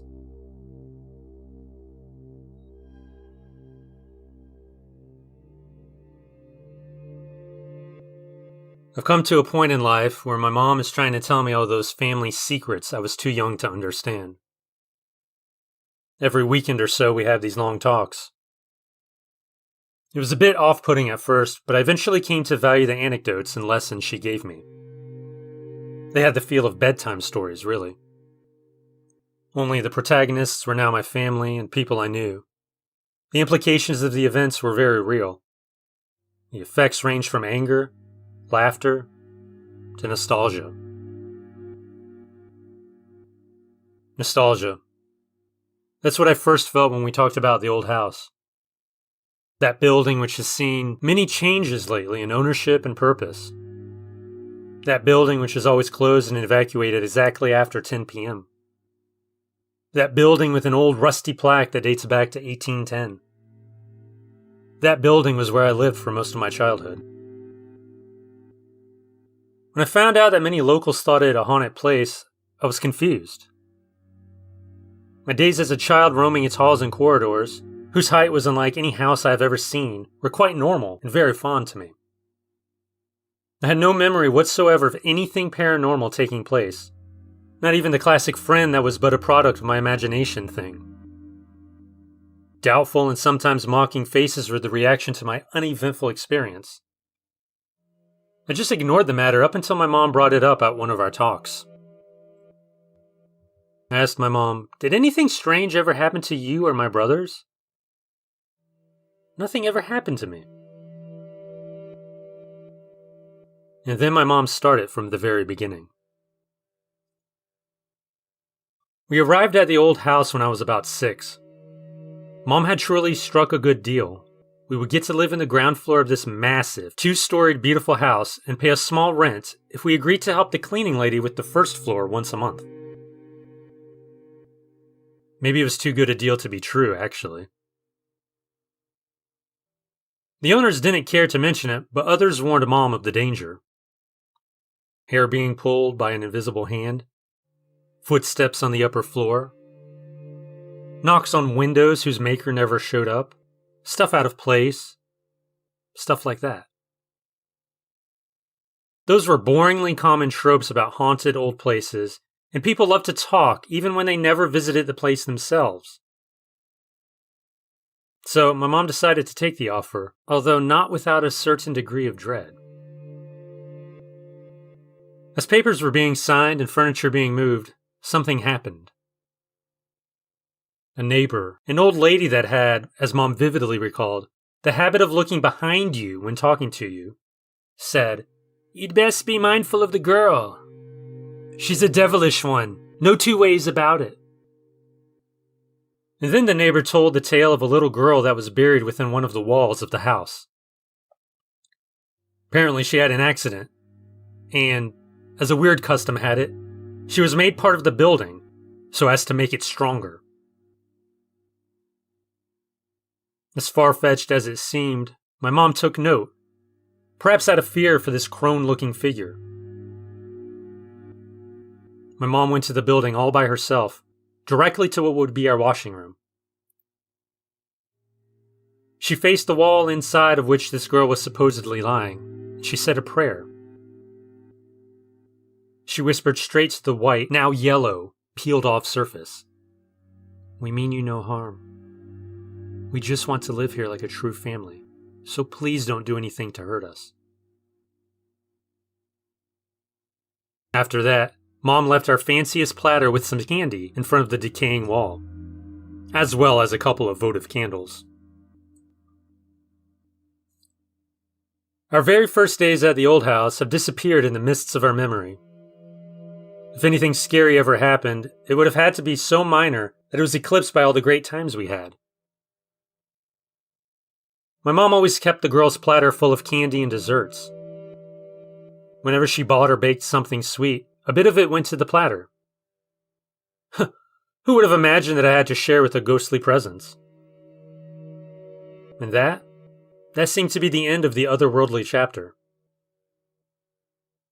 But, as we reminisced about the important things that transpired at those 6 to 7 years we spent at the house, weird anecdotes started to come back to my mom's memory. Since the old house was quite large, it became sort of a hot spot for both my mom's and my big brother's friends. We would have these big, albeit chill, parties every month or so. On one occasion, my brother threw a party in his own living room. Yes, the building actually had an entirely separate and independent small wing.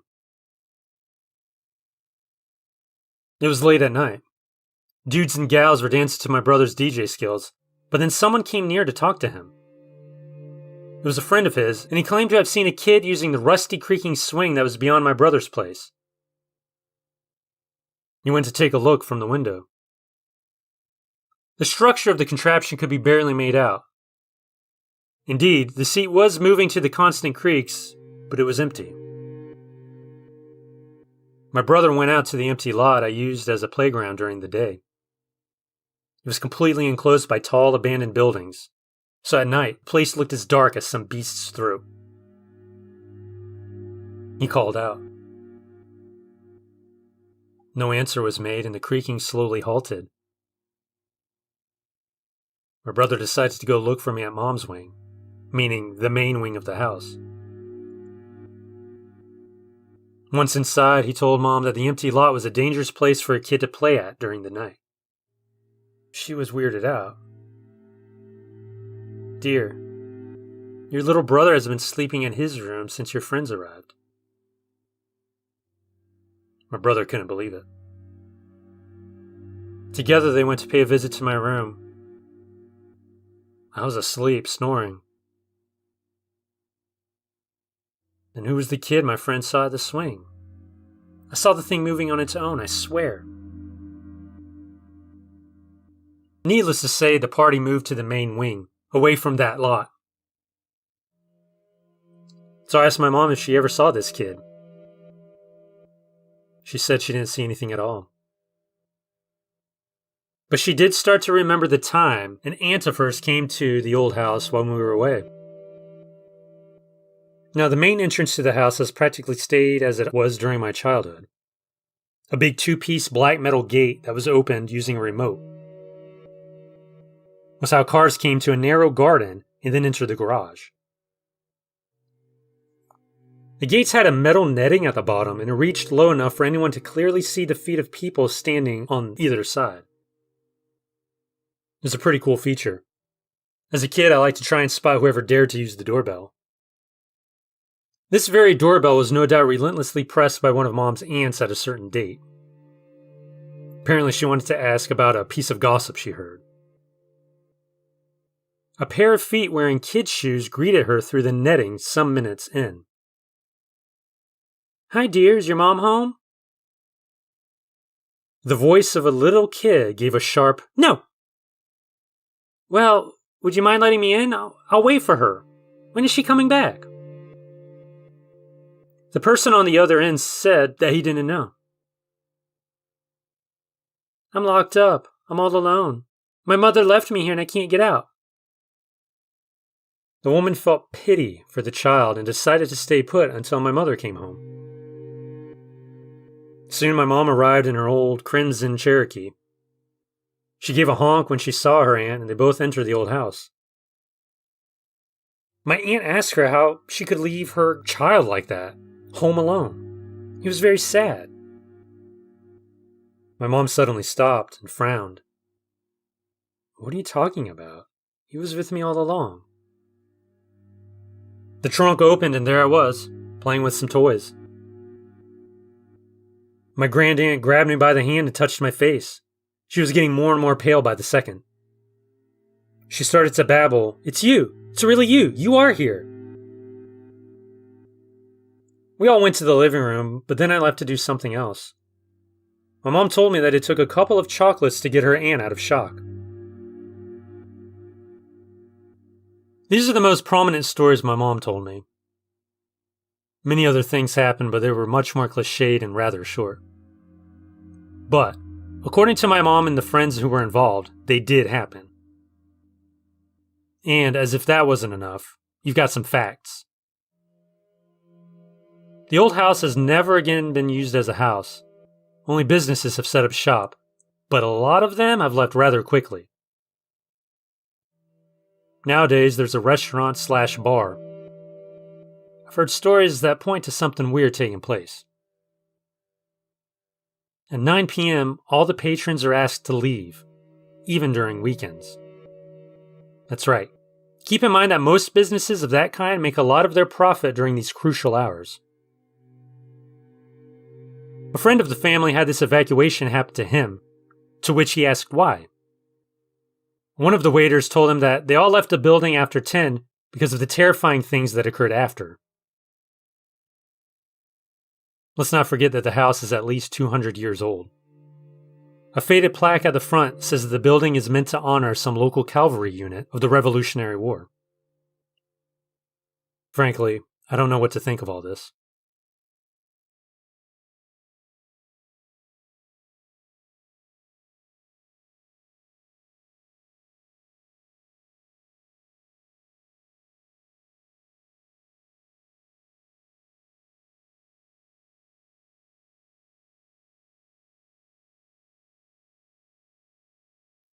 So this happened a few years ago when I was about 23 or so.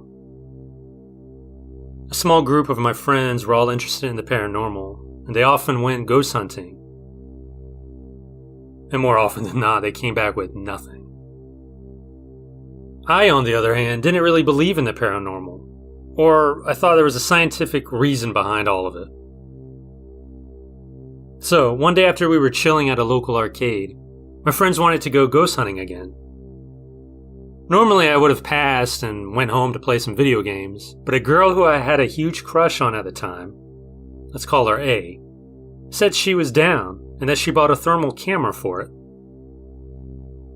So, wanting to be around her more, we set off for the night hunt. We drove for about 15 minutes until we reached our destination. We parked in a Subway parking lot. There were about 6 to 8 of us. There was myself, A, her best friend at the time, C, and the rest I didn't know that well. After we parked, it took us about 5 minutes to reach the local church. We had to cut through their parking lot to reach a little wooden gate. From there, it took us to a neighborhood and we had to sneak around and avoid cars, since it was about 2:45 a.m., and a group of teenagers wearing mostly black wouldn't look too good. Anyways, it took us about 10 minutes to reach the woods where our ghost hunt location was at. So we got ready. And by getting ready, I mean I was checking my Facebook to see if any of my other friends were online. Then we started walking. It wasn't too deep in the woods. I could still see homes and such. We were walking on a dirt path, and all I could think about was how much I hate mosquitoes. The walk was boring, to be honest. Nothing out of the ordinary happened. Everyone else was freaking out and saying that they saw this and they saw that. Once we made it through the woods, we came across a baseball park on the other side of the neighborhood. We sat down and chatted for a bit, trying to decide what to do next. Could either go around the woods to get back to our cars, or walk back through the path again, which was the shorter way. We decided to walk back down the path. On our way back, I was near the front, and I made a decision that might have caused what happened next. Somewhere near the middle of the trail, I started to welcome the paranormal and push it to do something. Anything. In my head, I was saying things like, "Go on, do something to me. Show me you're here. Use my body. Anything." I suddenly started to feel numb and lightheaded. I remember starting to get tunnel vision, like I could see the edge of my vision fading into darkness. Then suddenly, I woke up on top of a guy. He was holding my face in his hands, and he's whispering or saying something in a different language to me. Everyone was staring at me and asking if I was okay. I asked them what happened. They said I stopped a few times, that I wouldn't respond when they were asking me questions. They also said I would laugh, but I didn't believe them because I tend to be on the quiet side. After that, everyone was saying that we should just call it a night, but they wouldn't want me to drive. The next morning when I woke up, I had some scratches on my arm, but I chalked it up to the tree branches. A's friend C messaged me on Facebook asking if I was okay, and I told her I was. I asked what happened and she told me about it. I asked her who was there and she mentioned a few names, but the only name I could remember was Tim, or Timothy. She said there wasn't anyone there with that name. Half an hour later, she messaged me back with a website link. When I clicked on it, it opened up a missing child's page for a kid named Timothy. He was 8 years old, and he went missing a year or two before we went to the woods. Lately, I've had the urge to go back to those woods.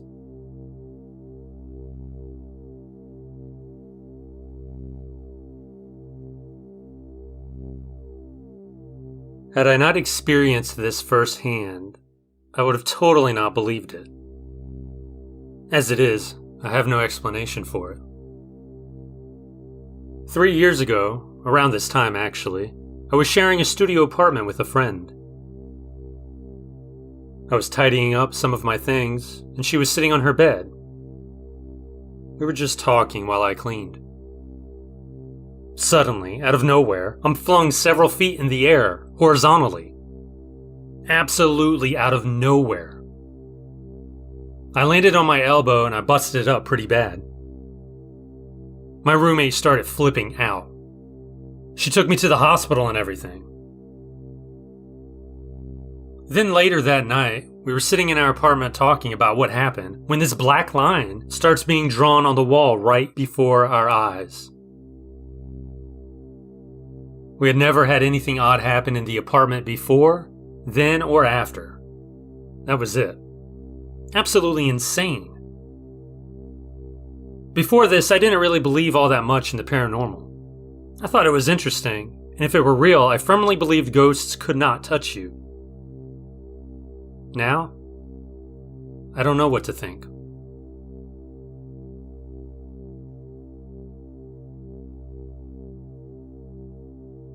So this is a true story. It actually happened to my mom. Now, it may seem unbelievable, but it really did happen. My mom had a loving relationship with her grandma. She loved to visit her as a child until her unfortunate passing. However, strange things happened to her when she used to visit her house. In one instance, they were gardening together when footprints appeared in the freshly tilled soil. Another time, the toaster was painted, so she and her grandma had to chisel it all off. Other times, the cat would stare off into seemingly nowhere and follow something, and then suddenly leave. Another time, there was vacuuming in the neighbor's house while the neighbors were gone. When they went to investigate, nothing was there. And once, there was a knife stuck into the side of the doorway. Now all of this seems really strange to me, and I half believed it. Until now. My mom's aunt moved into this house after my mom's grandma had passed. Then my aunt passed away recently, unfortunately. So my mom helped her uncle sell this stuff by holding a garage sale. During the sale, my mom suddenly saw this white rocking chair. There was a small boy, around 10 years old, rocking in the chair very hard. So my mom walked by and said something like, "Having fun in that rocking chair?" To which he looked at her very angrily and then replied, "It's haunted." My mom laughed and said, "Really? How do you know?" Little boy said, "It's haunted. I can feel it." He then walked off, and later my mom couldn't find him. It was as if he disappeared. She asked one of the other people helping if they saw the boy, and they said no. That was reasonable. There were a lot of people there. My mom then asked where the white rocking chair was from, and they replied, "What chair?"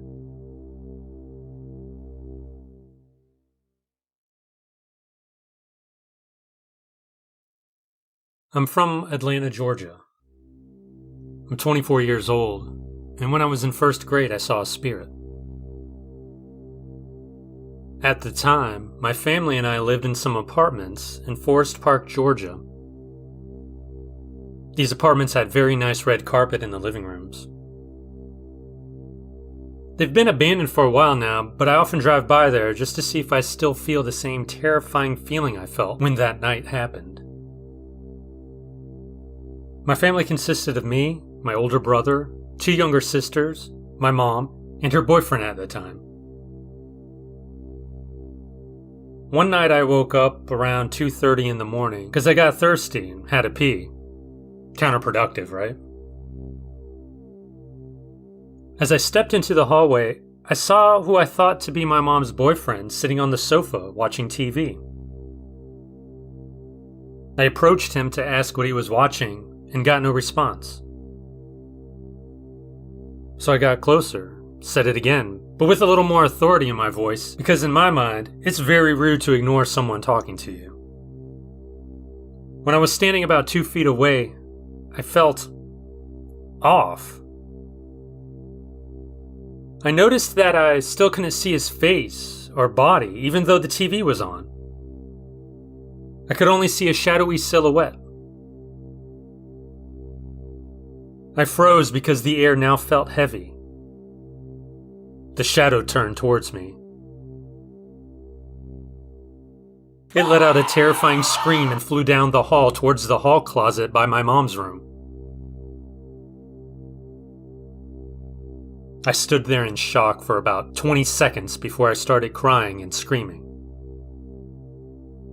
I woke the entire apartment. My mom asked what happened, and I told her.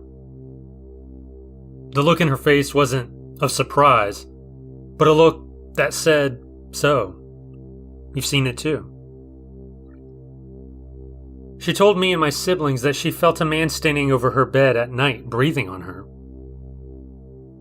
The boyfriend said on one of his off days, he'd be shaving, and in the mirror he could see someone, a shadow, standing in the shower behind him. The next morning we went to the renter's office, and my mom had me tell the guy what I saw. My mom got pretty hot, telling the guy, "Hey, I told you that apartment was weird." The guy then told my mom that 6 months before we moved in, the previous guy living there was killed during a home invasion. The murderer stuffed his body into that hall closet, and he wasn't found until 2 weeks later.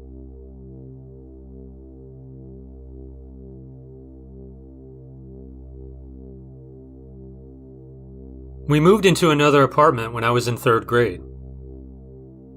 My family and I stayed on the bottom floor. My older brother and I shared a room. My bed was next to the window. I never opened the window because I was afraid of seeing people walk by at night. One night, however, I opened the window because I was hot. I thought I saw a lady in a white dress standing outside.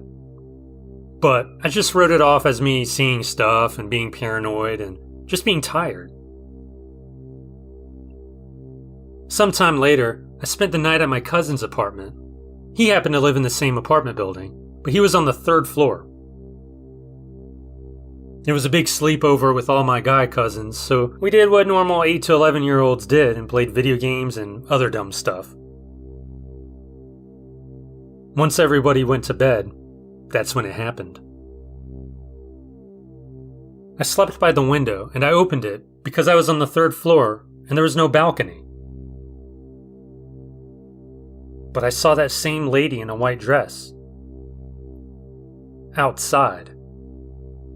This time, she was trying to get me to come out the window. She kept motioning for me to come. If I had gone, I would have probably died or been severely injured. She kept trying, slowly becoming angry. Her voice sounded like an adult man, but 10 times deeper. I tried to close my eyes and pretend like it wasn't happening, but it didn't work. I could feel her get closer. I rolled over top my cousin to get to the other side of the bed. I had to get away from the window. The whole time I kept my eyes closed. Eventually I stopped hearing the voice and went to sleep. When I woke up the next morning, I had 4 to 5 scratch marks going down the length of my leg.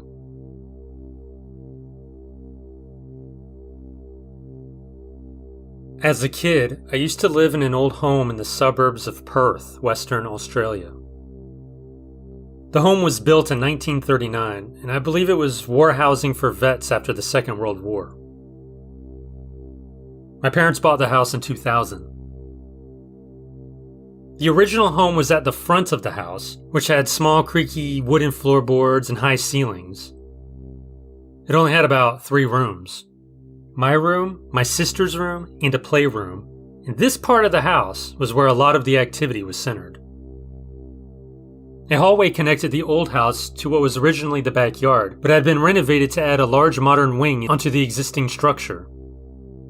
My parents' room was in this wing. I lived there until I was about 12 years old, and my experience begins at around age 5 or 6. I started to hate sleeping in my room, and being in that part of the house in general. Every time I was there, I felt uneasy, even during broad daylight, and I had no idea why.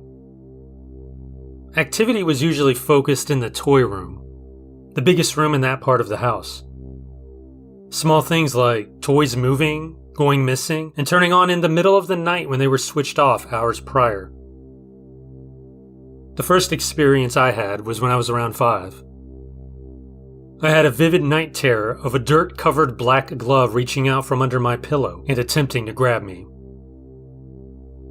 When I told my parents, they seemed unbothered, although now I know this wasn't the case. This comes into play later. When I was around 7, I remember a Barbie keyboard my sister had. It turned on and played some sort of tune late at night. My sister woke me up as any kid would, and we both went and woke up our parents. When they heard what was happening, they were visibly on edge. This was not the first experience they had in that room. After some apprehension, my dad went in and turned the keyboard off. When he did that, the ceiling light wouldn't turn on. However, it worked in the morning. Another occasion involving toys happened in my room. I was around 8 years old. I had a 2008 Mummy's Gold Matchbox toy set. If anyone is unfamiliar with it, it's a battery-powered track which, once a Matchbox car runs over a button, or if the button is pushed, it activates a mummy's eyes to glow and a voice saying, "I have got you now." I was having trouble sleeping one night. I was wide awake, so I know this wasn't some hallucination. From the dead silence of night, I heard, "I've got you now." I jolted to look at the track. Its arms were moving up and down repeatedly. This was not a function the toy had. Its arms were only meant to move up and down once. After a few seconds, it stopped. I had been playing with it earlier, and I distinctly remember switching it off. I didn't sleep well that night, if I did at all. I started sleeping on the couch in the living room after this.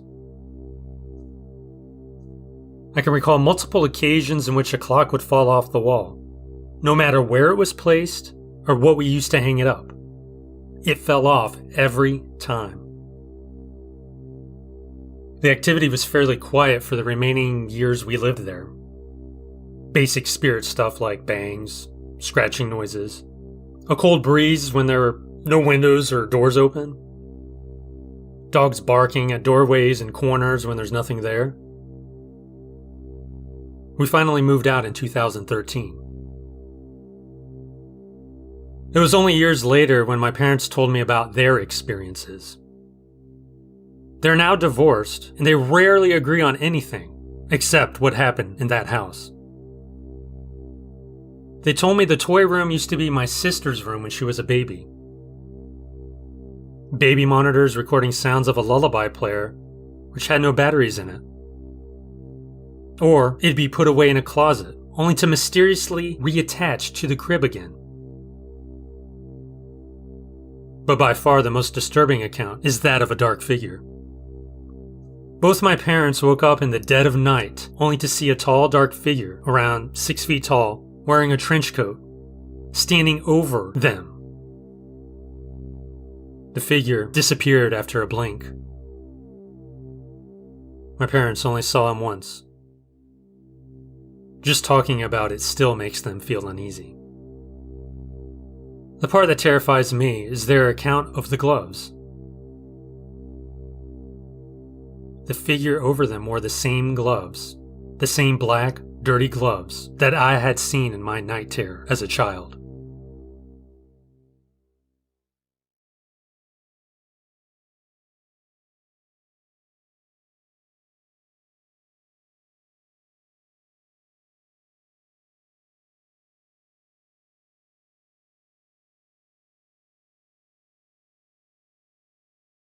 One Saturday when I was around 13, my uncle came around with his girlfriend and my 2 younger cousins. Our other two cousins were staying at the flat for the weekend, and a further younger female cousin had asked Mom if she could stay. This was a regular occurrence for us kids.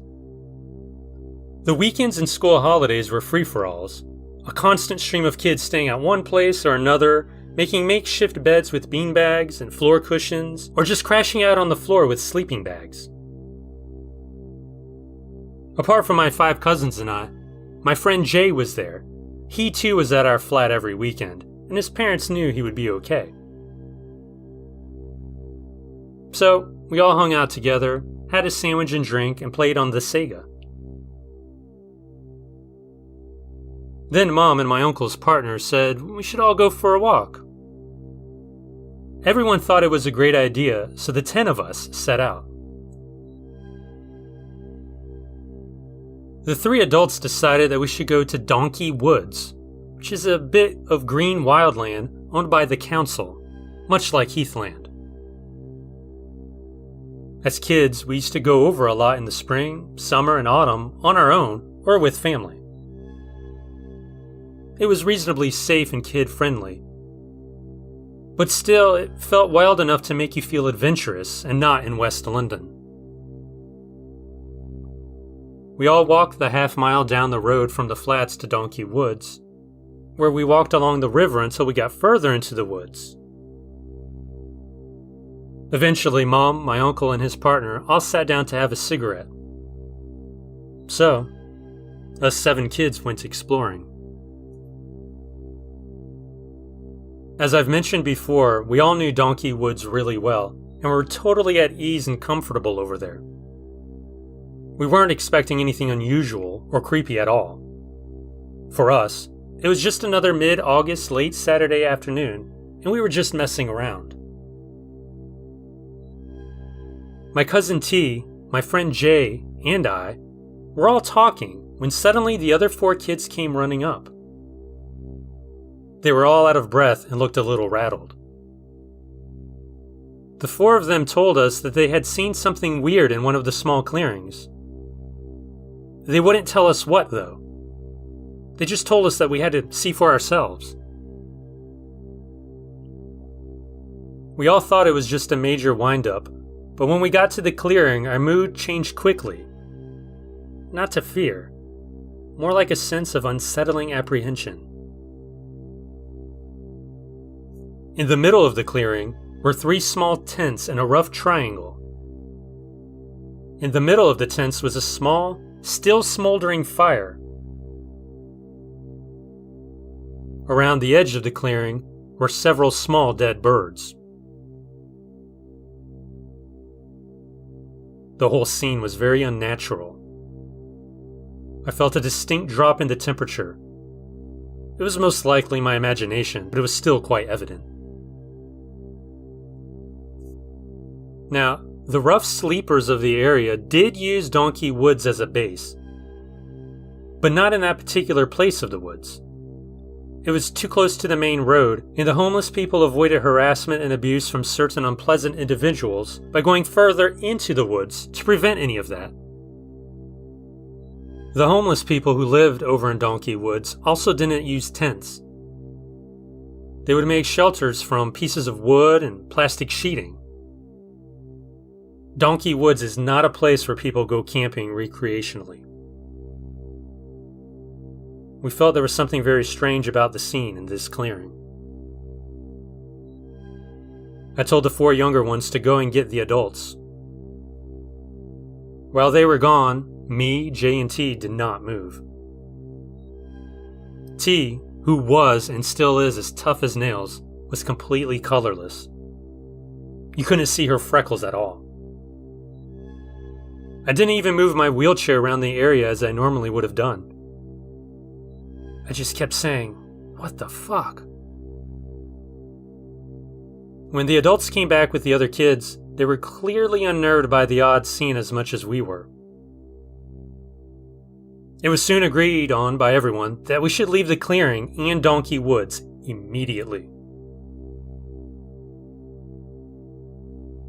The most creepy part of this incident was the next morning.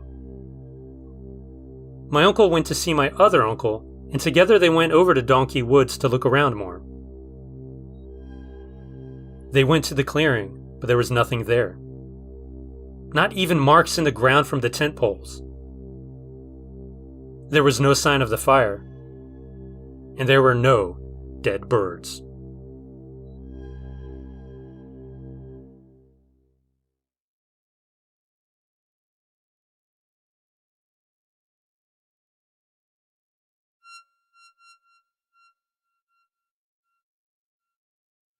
Back in 2018, me and my dad went to explore an abandoned manor house. When we got there, we climbed over the gate. To our right, there was nothing but fields. To our left was the back of a large manor house. Lights were on in almost every room. Cars were parked at the back. It was a very well-lit, clean, beautiful, and clearly lived-in home. We snuck past to find the abandoned manor, thinking it must have been up ahead, but we didn't find any other structure. We crept back the same way we came and back over the gate, out of luck. As we walked down the road a couple of seconds, we noticed the front of the abandoned manor we were looking for. We proceeded to explore the location. After exploring a clearly abandoned old derelict building, we then realized as we came out the back and down the lane that the same gate we jumped over previously blocked our path. What we saw earlier was in fact the same manor. There was nothing to the left or right of the abandoned manor, just fields on all sides. To this day, we know what we saw. We must have seen how the manor looked when it was lived in.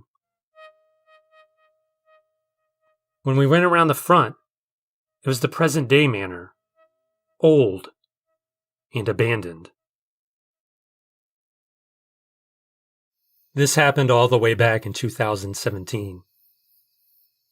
I was camping with my friend. He had a huge farmland surrounded by forests.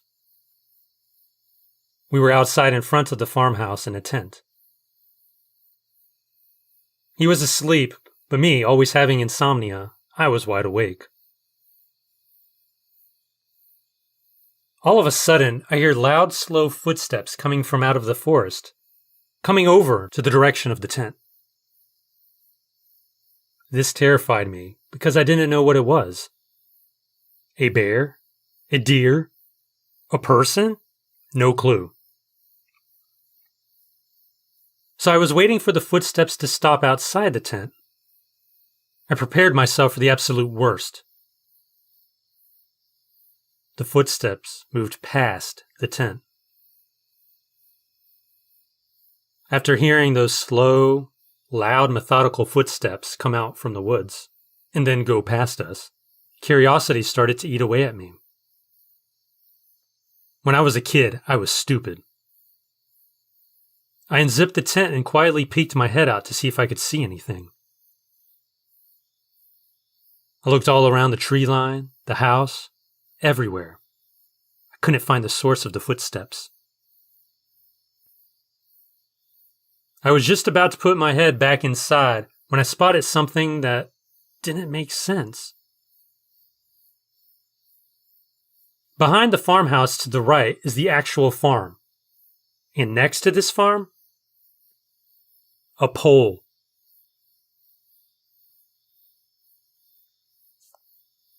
I saw what looked like a 30-foot tall grayish-silver pole standing next to this farm.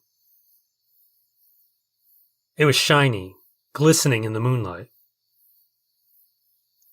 I studied this weird structure up and down, confused, because I knew damn well I would have noticed this 30-foot tall pole bizarrely placed inches away from the farm earlier when it was daytime.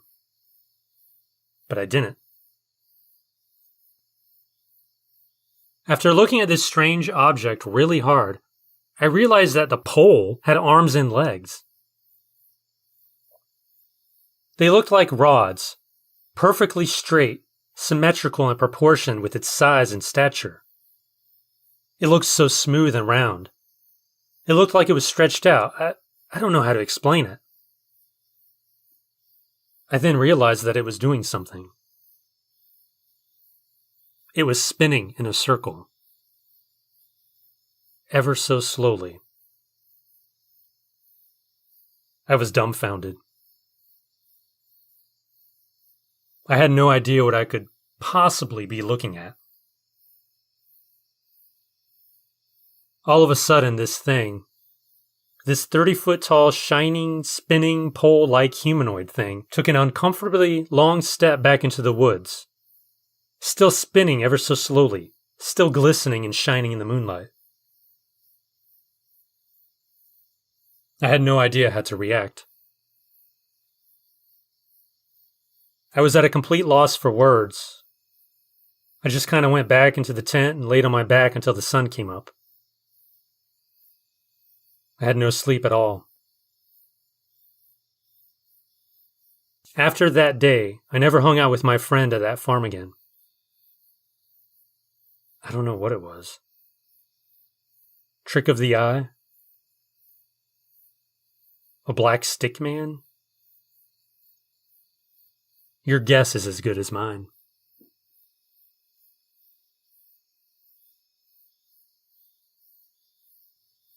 A few summers back, I worked at a camp that was nearly 100 years old. The camp served adults and kids with varying levels of ability of all ages.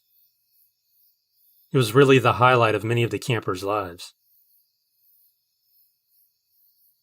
Campers and workers alike joked the place was haunted.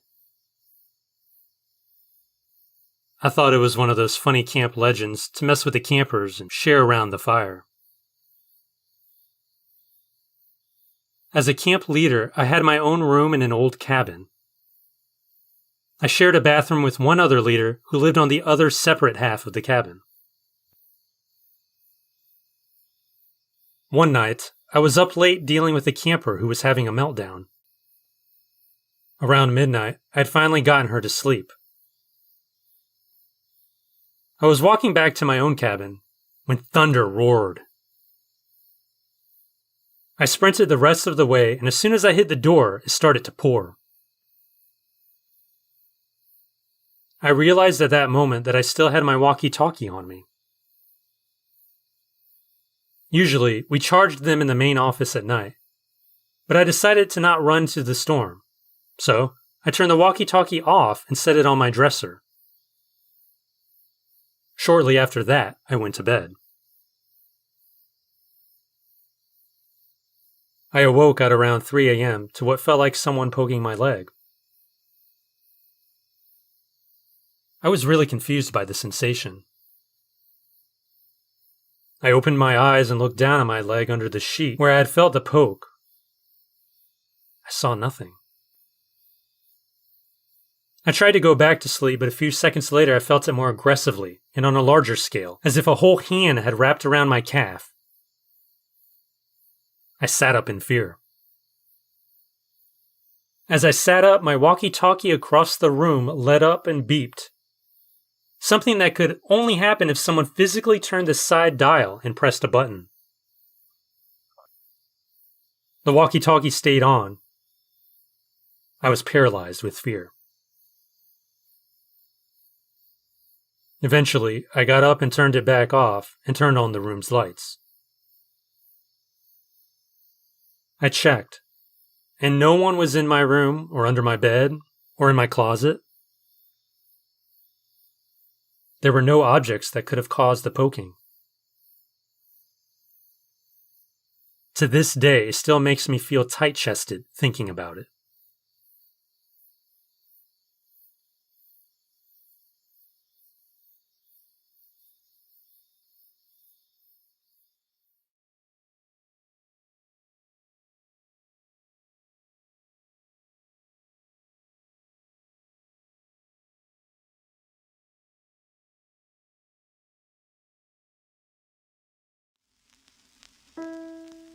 My grandma and her family used to live in a small area in Tennessee. Her parents, siblings, and she moved into an old farmhouse in the 50s. I asked her how old she thought the house was, but she said she didn't know. All she knew was that it was definitely old. In the night, they would hear a door open and shut in the house, all night long. And then there was the sound of a cat screeching. Finally, her daddy had enough and removed the hinges off the door and replaced them with leather hinges to see if that would stop the door from opening and shutting. It didn't. Open, shut, cat screech, over and over. Under the house was enough room for her and her siblings to play. The house was set up high on stones, so there was no skirting under the home. It was just open. Someone had tried to build a cellar but never finished it. Every time they went down there, they would find balls of long hair. The hair looked grayish, like a woman's hair. And underneath the balls of hair were coins. So my grandma and her siblings would just toss the hair and grab the coins. There was no explanation for why the coins were there, and why they were underneath hair. One day, my grandma's mama got sick, so great-great-grandma came over to help with the kids. She only stayed one night. She got ready to leave before the sun came up. Grandma said her mama asked her why she was leaving, to which she replied, "I seen a man and his wife pass through the dresser and into the wall. The wife was missing her head. I ain't staying in this house." She left and never came back to the house. Across from the house where they lived was an open field. In the field was a large 3-story home, a rancher-type house. In its heyday, it must have been beautiful, but now it looked weathered. The paint peeled. It just looked like it'd seen better days. Every night on the top floor, in one of the windows, everyone saw a candlelight flickering. Grandma's dad was curious, and one day he walked over to the old house to see where the light could be coming from. Was anyone living there? All the kids went along. Great-grandpa walked inside. Man, the house on the inside looked worse. There was no way someone could go upstairs. Why? Because the stairs had rotted away. Meanwhile, Grandma's half-sister went to the cellar door and opened it. Down in the cellar was an old, tacky-looking man. He looked up and said to her, "Come on in." Her sister slammed the door and ran. There were no steps that led into the cellar. I don't think they ever went back to that old house again. They stayed in their house from when my grandma was 8 till she was 11. And then they moved, never looking back.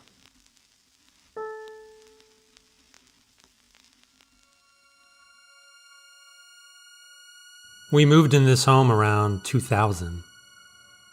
I was 3 or 4. Honestly, after we moved in, it felt like our lives had gone downhill. I honestly believe there was something evil in that house. My mom says the first night she slept in the house, she dreamed of a thick fog and a black cat. She woke up and remembers telling Dad that they messed up buying the house. It gave her a feeling of dread. My grandma and my mom were sitting in the living room, and I was sitting on the floor playing. We all heard a man groan behind the door. There was no one there. In one of the rooms that we used as a junk room, there were outlines of where posters had been on the walls.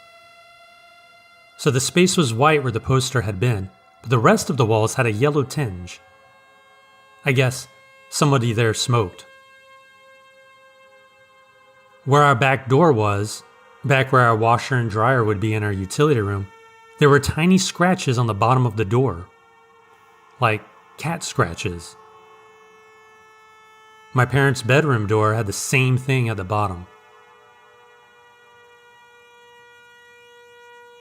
When I was around 6, I thought I saw something in the back room, but I saw it out of the corner of my eye. It was something white, like a dress with a long train. It went from one side of the room to the other. It might have been my imagination, but I don't know. I would have dreams where I would try and run out of one of the rooms, but I couldn't. I couldn't scream. My legs went numb. It was like I couldn't run away. Like something dragged me back. My mom woke up one morning and seen what she thought was my dad at the end of the bed. It was a work day. She thought he came back home early. Maybe he was sick.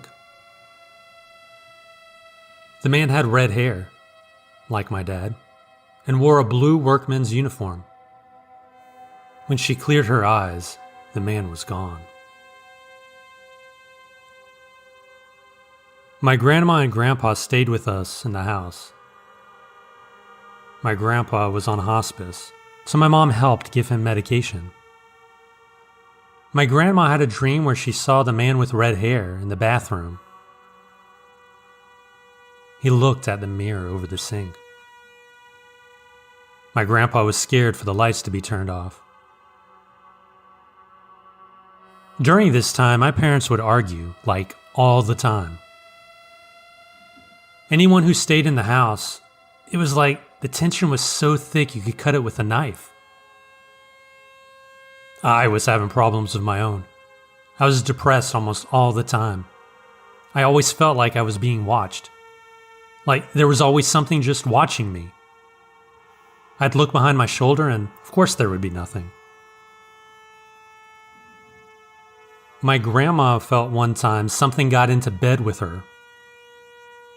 The way she described it, it was like a big dog. She'd be half asleep and kick it out of bed, and it would get right back into bed with her. Kick it out, get back in, till finally it stopped. I remember my mom and I watching this movie in my parents' bedroom when all of a sudden we heard this loud bang. It was like someone took a concrete block and threw it as hard as they could against the floor in the bathroom or closet. We jumped and looked around. Nothing. Nothing fell. But it was so loud. It definitely sounded like it came from the closet. That closet. It was huge. It was a deep walk-in closet. My grandma was up one morning taking care of Grandpa when she said she started hearing sounds of wire hangers violently hitting the sides of the closet wall. She knocked on my parents' door.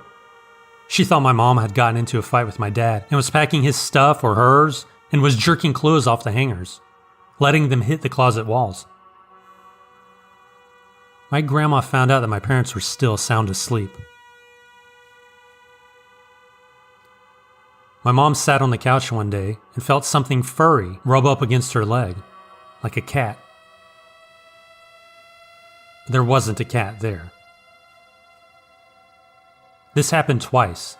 The second time she felt it pull on her shirt. Grandma and Mom said they were sitting on the couch and they heard a picking sound, like a cat sharpening its nails on the treadmill they had. There were marks on the treadmill from cat's claws. But no cat. We didn't have a cat. Halloween. My mom put out a step mat we had for years. This was one of those things where you stepped on it and a man's voice would say, "Happy Halloween, ha ha ha ha ha." It was a real cute step mat. Purple, orange pumpkin. It went off by itself. All the time. like someone kept stepping on it. She ripped out the voice box and step sensor mechanism. I'm sure other things happened, but I just can't remember. I'm not sure I want to.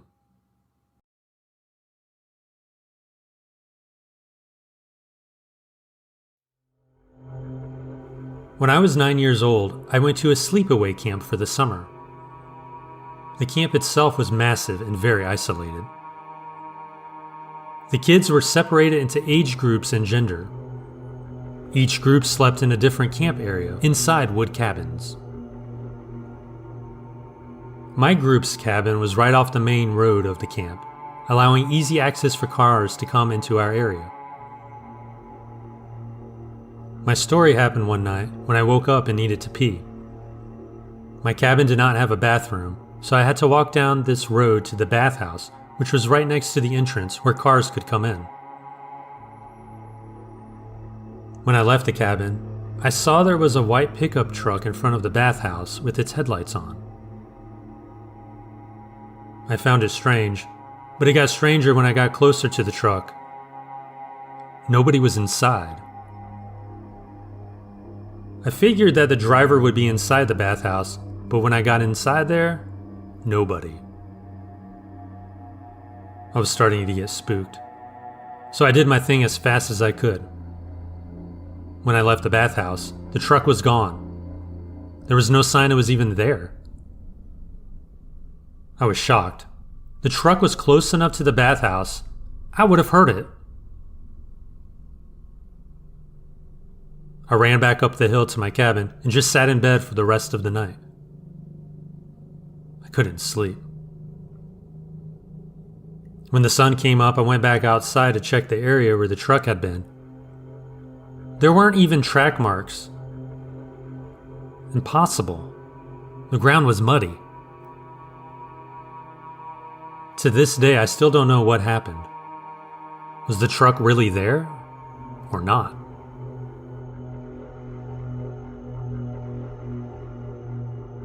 I used to hang out at this ATV park in western Iowa.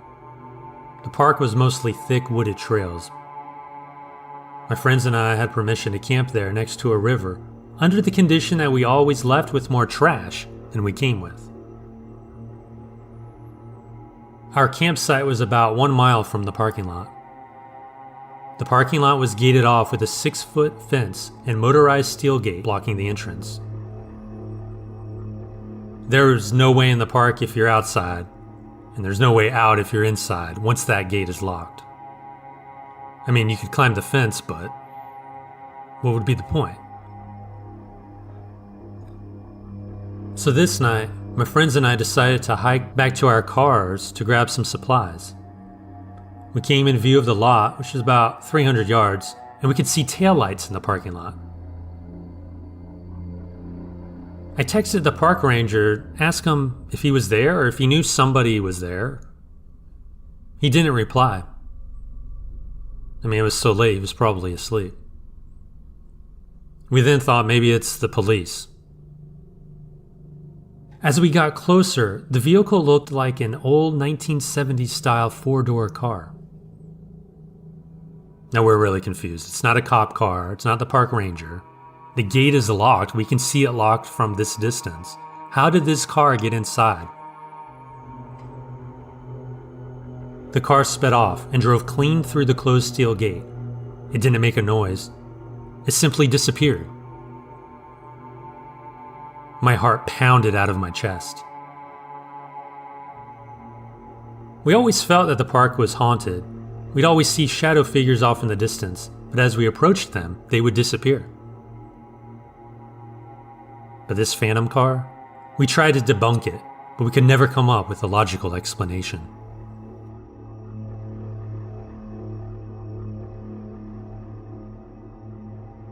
One night I was at a party with a friend. My friend and I decided to leave the party in my car. We got into the car and I turned the car on. I looked both ways and then backed out of the spot. But as soon as I started to turn, a pickup truck going about 80 or 90 miles an hour slams into the passenger side of my car. Everything became slow motion at this point. The window shattered. My friend's head flies at me and hits me in the face, knocks me out. When I came to, I felt my whole body tingling. My head was foggy. My vision was blurry. My friend was unconscious with his head slumped over. I started screaming his name and he woke up slowly. The first thing he mumbled was, "Are you okay?" I replied I was, and then I asked what just happened. He said we got into an accident. I stumbled out of the car to check the damage, but my car was still in the parking space. Not only is it in the parking space, but it's untouched. At this point, my mind starts going crazy. I get back into the car and my friend is still foggy. I go to take the keys out of the ignition, but they were not even in there. I told my friend we were not in a car accident. He couldn't understand what I was talking about. When he got out, he was in complete shock. He recalled the exact experience I had, but it never happened. I went on living my life, but my friend went crazy. He started seeing demons inside people and would not leave his house, ever.